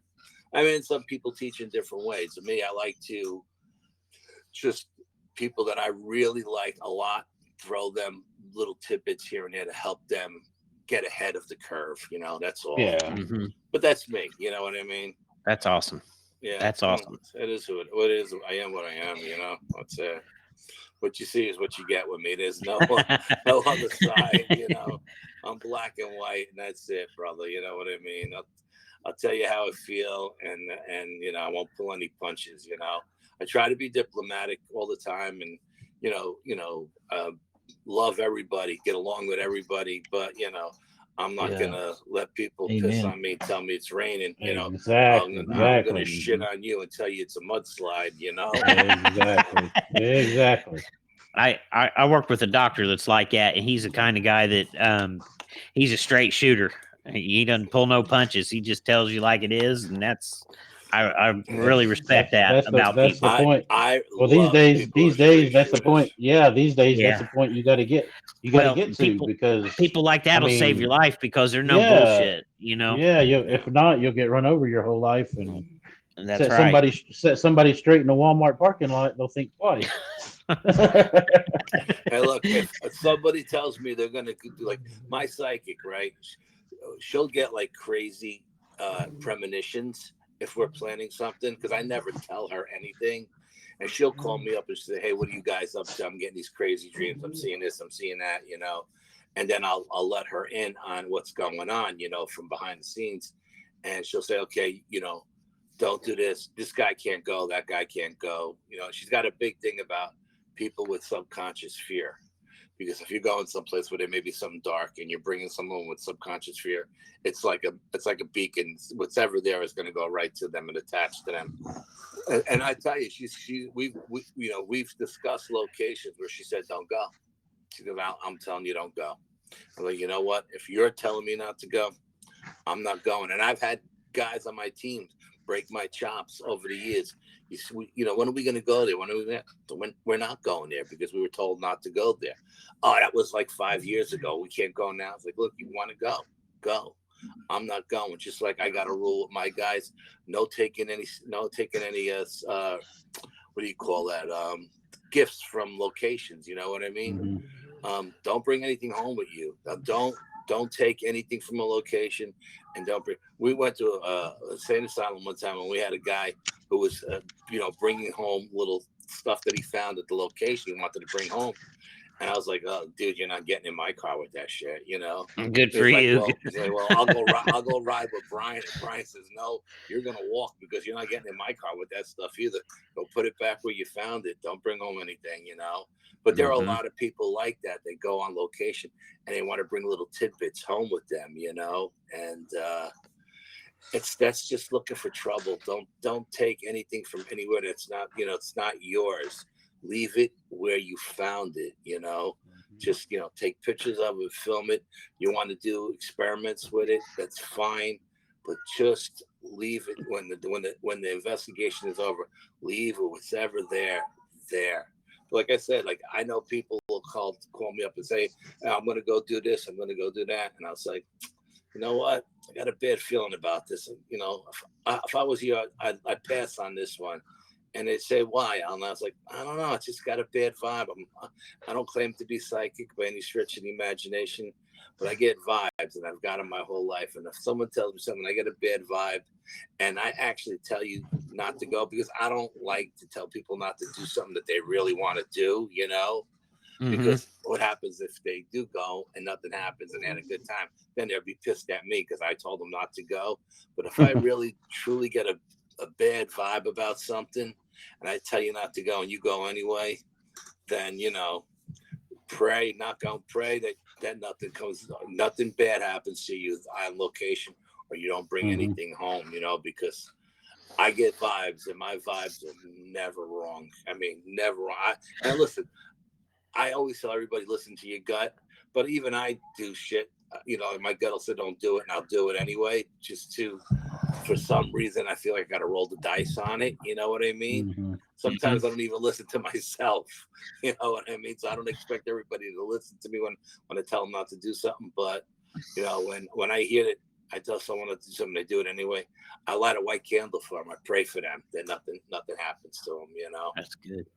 I do, because, you know, I don't tell them that I'm going to do that because I don't want them to go into it with some kind of, affirmation thing that something bad is going to happen to them. But I just do it on my own. And I'll light a white candle. I'll say a little prayer, you know, and I'll say, you know, just protect so-and-so, you know, keep them protected, and don't let them bring anything attached to him or bring anything home.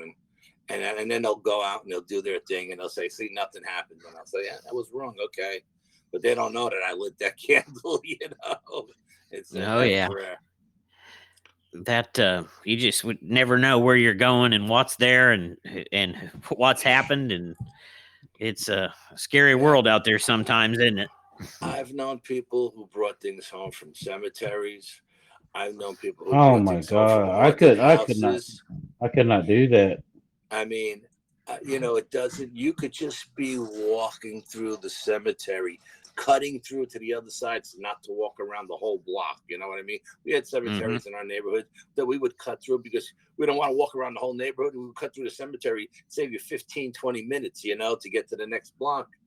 And but sometimes people do that, and shit just attaches to them. You know what I mean? They're not in there doing anything dark, or they may be visiting a relative, you know, but just passing something. Something just jumps on them, you know. So cemeteries, you know, hiking in the woods, you know, haunted houses that are supposed to be fun attractions. It's all your intent. If your intent is to scare people and bring something dark there, something dark is going to show up eventually. You know what I mean? Oh yeah. So always protect. I'm afraid of my wife shopping at Goodwill, bringing stuff home from Goodwill because she bought a thing one time. It was a basket, and it had these jars full of keepsakes in it, like little trinkets and keepsakes. Sure. And she put it in our bathroom, and 3 nights in a row, our bathroom light would come on in the middle of the night. It was like, and so I said, you got to get that out of here. I don't want that in here no more. You got to take that back. And so she got rid of it, and we didn't have that problem anymore, but there was something attached to that. And, as a matter of fact, the person I'm helping now, her husband is a really mellow guy, easygoing guy, you know, just one of those guys, everything rolls off his back. But he's like a junk man, you know. When he sees something on the side of the road he likes, he'll pick it up and bring it home, you know. And he brought home a weight set, and he had it in the garage. And he's been working out, you know, just getting in shape and all this other stuff. And all of a sudden, his whole demeanor changed, and he's violent, and he's, you know, just evil. And she's like, I don't know what's going on with him.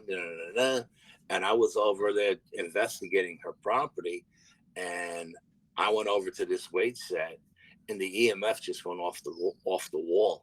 And I was like, I don't know where he got this or who worked out with this, but whoever was training with this stuff has put part of them in this weights. You know what I mean? And maybe he was somebody who was on roids or something. He was roid raging or something. You know? Yeah, what I mean? yeah. But he's working out with these weights, or he's sweating, he's absorbing that energy into him, and it's making him a hostile guy. And this is a guy who's been, you know, just an easygoing guy his whole life. You know, that's why this woman loved him and married him, because he's like the opposite of her. She's Italian, and she's like flies off the handle and everything, you know. And he's like, he just lets everything roll off his back, you know. And now she's like, he's done a complete 360. And I've done, you know, there's some things that she has in her home that were from other family members, you know, that she inherited over the years. And it's like and some of these things have, you know, a lot of energy attached to them, you know. Yeah. And I said, listen, you know, the stuff that was from your family that has energy attached to it, I don't think is the problem here. I think it's all the outside stuff that your husband's bringing in, or, you know, he may have brought something dark here or something. But I also believe that my psychic read her property, and she took a picture. She was walking her dogs in the woods one day, right? She got a big dog. It's half German Shepherd, half Rottweiler. She's walking the dogs in the woods one day, in the middle of the woods, and she's in a historical area, very, you know, nice area, Westchester County, and it has a lot of American Revolution history to it, you know. And she took a selfie of herself walking the dog in the woods, and behind her in the picture was a Minuteman. Oh, wow. With a gun and a muscle. And he had one of those long coats on, like those leather coats that they wore in the winter or whatever. Yeah, I swear to God. And she's got some crazy pictures of these things, like out in her woods. She just at night, she'll just take pictures out her sliding glass or off her patio. And she'll get like ghostly apparitions. She'll get like these white Sasquatch heads in the woods looking at her. She gets that's me right there. I just take random pictures, Al, and I don't see these things. And then all of a sudden they're in pictures, and I'm like, I'm like, what the heck? Are they animal? Are they spiritual? Are they, I don't know. Yeah, and she's got a picture of a dog, man. She's got pictures of other animals too. And my psychic says that that's a place. There's a portal there too, and shit comes in and out. And that she believes that this woman has psychic abilities, and that a lot of things may be drawn to her because of her abilities. And I started researching her family, and it turns out her grandmother was a white witch, from Italy. And so I don't think her mother practiced anything, but her grandmother may have taught her stuff when she was small. And so there's all this stuff going on at her place, and so I was over there investigating. And what I really do is I got to get my butt there at night and walk her property line and actually go into the woods itself and see what I could find or what I could see. But she's got a lot of stuff going on, just so much stuff. And I tell you, I went there with a shopping bag full of protection stuff for this woman, because she's got like a home security system, and every time the cameras catch something moving in the house, rings her phone, right? Every time she pulls up her phone, there's like orbs flying all over the place. You know what I mean? She's seeing all kinds of crap in her apartment, So I told her, send me, whenever you get one of those pictures, screenshot it, send it to me, and I'll run it through some filters and I'll put it through some software, and maybe we'll see a face or something. Maybe we can make something out, But just crazy stuff going on there. It's just crazy. All right. Anyway, guys, I got to run. Thank you very much. I talked way too much tonight. No. Hey, thanks for pointing us in the right direction, Al, and telling Absolutely. us all this stuff, man. You're I just love it. awesome. We really appreciate I it. talked way too much tonight. No. Hey, it's a gift, man. I love the you're the I'm gonna call you the professor. Oh God! not another nickname. Watch Father. Professor Santariga. Oh, It has a God. ring to it. Yeah. There you go. Well, we better let him. We better let him get out of here, David. It's getting late on. Paranormal Professor Santariga. There you go. Oh man, Paranormal Professor. There you go. There you go. Thank you for blessing us with your presence, Al. It's thank awesome. you. Hey, thank you. Thank you again, and sorry for if we dragged on too, man. I'm sorry if I talked too much tonight, guys. No. We apologize. We us too. My dad used to say I was windier than a sack full of buttholes, so I'm sorry I talked so much here, Al. I haven't heard that one. I haven't heard that one in a long time. That was the nice version. I haven't heard that. Yeah, I was gonna say my grandpa used to say that. I haven't heard that in a long time. Oh yeah. Good night, fellas. Good night. Talk to you later. Good night. Good night, y'all. Awesome. See you later. Another good show there, David. Absolutely. Can you hear me? Yes, sir. Yes, sir. You want to give it? Yeah, I was gonna. I didn't know if you already ended it. No, I didn't. I was going to play our outro music and quick. Do you have any quick shout outs? I have a list. I was gonna say. Go ahead, David. You go ahead and start it, and I can add to it. Yeah. Paul and Kirk, of course, Kentucky Dogman. Tom Cardos, showing support on the show. Appreciate that. Means a lot. Of course, Al and Brian, amazing guests, man, and becoming good friends and supportive as well. Can't forget Vic Cundiff. Without him, we wouldn't be here. Steve, How to Hunt. Just friended Miguel actually from Sasquatch Theory, which is cool. He's a very, very nice gentleman himself, and he's got a lot of knowledge on this too, man, and does it on his own. More power to him. Great documentaries, man. Check them out if you haven't. My good friend Miguel from Sasquatch Theory. Awesome. Yeah. How about bushwhacking with the rooster? Oh yeah. Hey, yeah. Stuart Clark, shout out, Bushwhacker. Yeah, he's gonna check this show out later, I'm for sure. And then I don't want to forget my brother Antonio, and then Lisa and Tracy. Lisa the Fearless Feather, and Tracy the Undertaker. Oh yeah, that was awesome. Did you If I throw forgot Vic? it, yeah, Did you- I threw VC in there always. How about Uh, old Bear's Den of Bigfoot? We can't forget oh, him. And I forgot old Steve. Bear. I'm sorry, old Bear. I watched you the other Steve. night, man, and Steve How to Hunt. Yep, How to Hunt. Oh, I got another one I'd like to add to it is Jeff Into the Woods. Yes, yeah, I think you Jeff Into mentioned the him. Woods. I need to. I'm We- trying to. Yeah, I need to put that because I'm trying to put a list of all of I a reached list out of to all him of last our. night and got a response. So hopefully we'll have in the future we're going to have Jeff Into the Woods on at some point. Hey, yeah, I know everybody out there. We keep saying we got more people coming, and trust me, we do. One of them is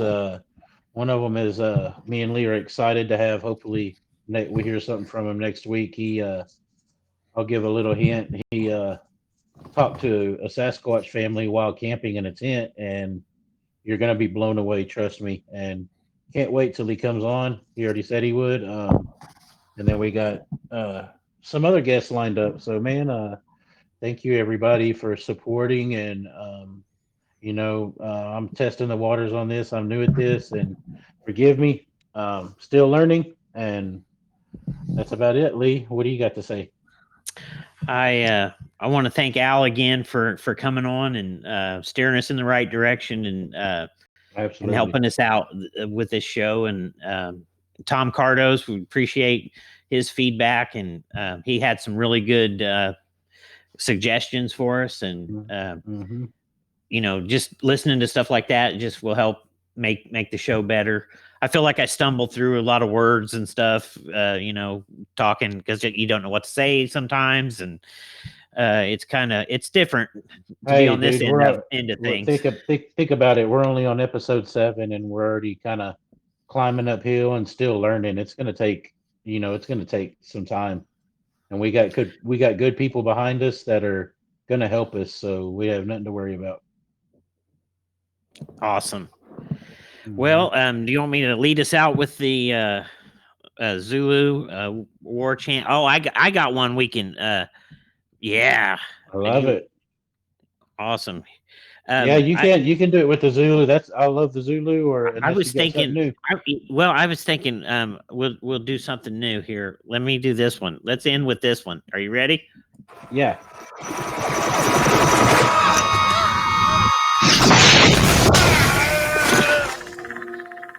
Run! No! Get to the chopper! Oh, here you go. I've got one that can see.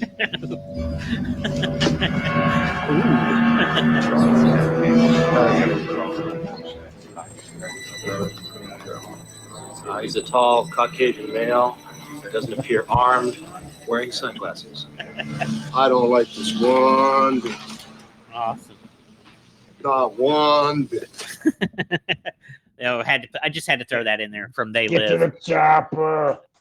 Oh yeah, yeah, you got to put They Live in there. Oh yeah, that was more of a documentary than it was a sci-fi show. With what we think. Hey, whatever you got. Hey, you made it happen, bro. Awesome. Hey, I'm gonna get off of here and stop recording. Another good show, man. Thank you again. No problem. Show. Last night and tonight, it was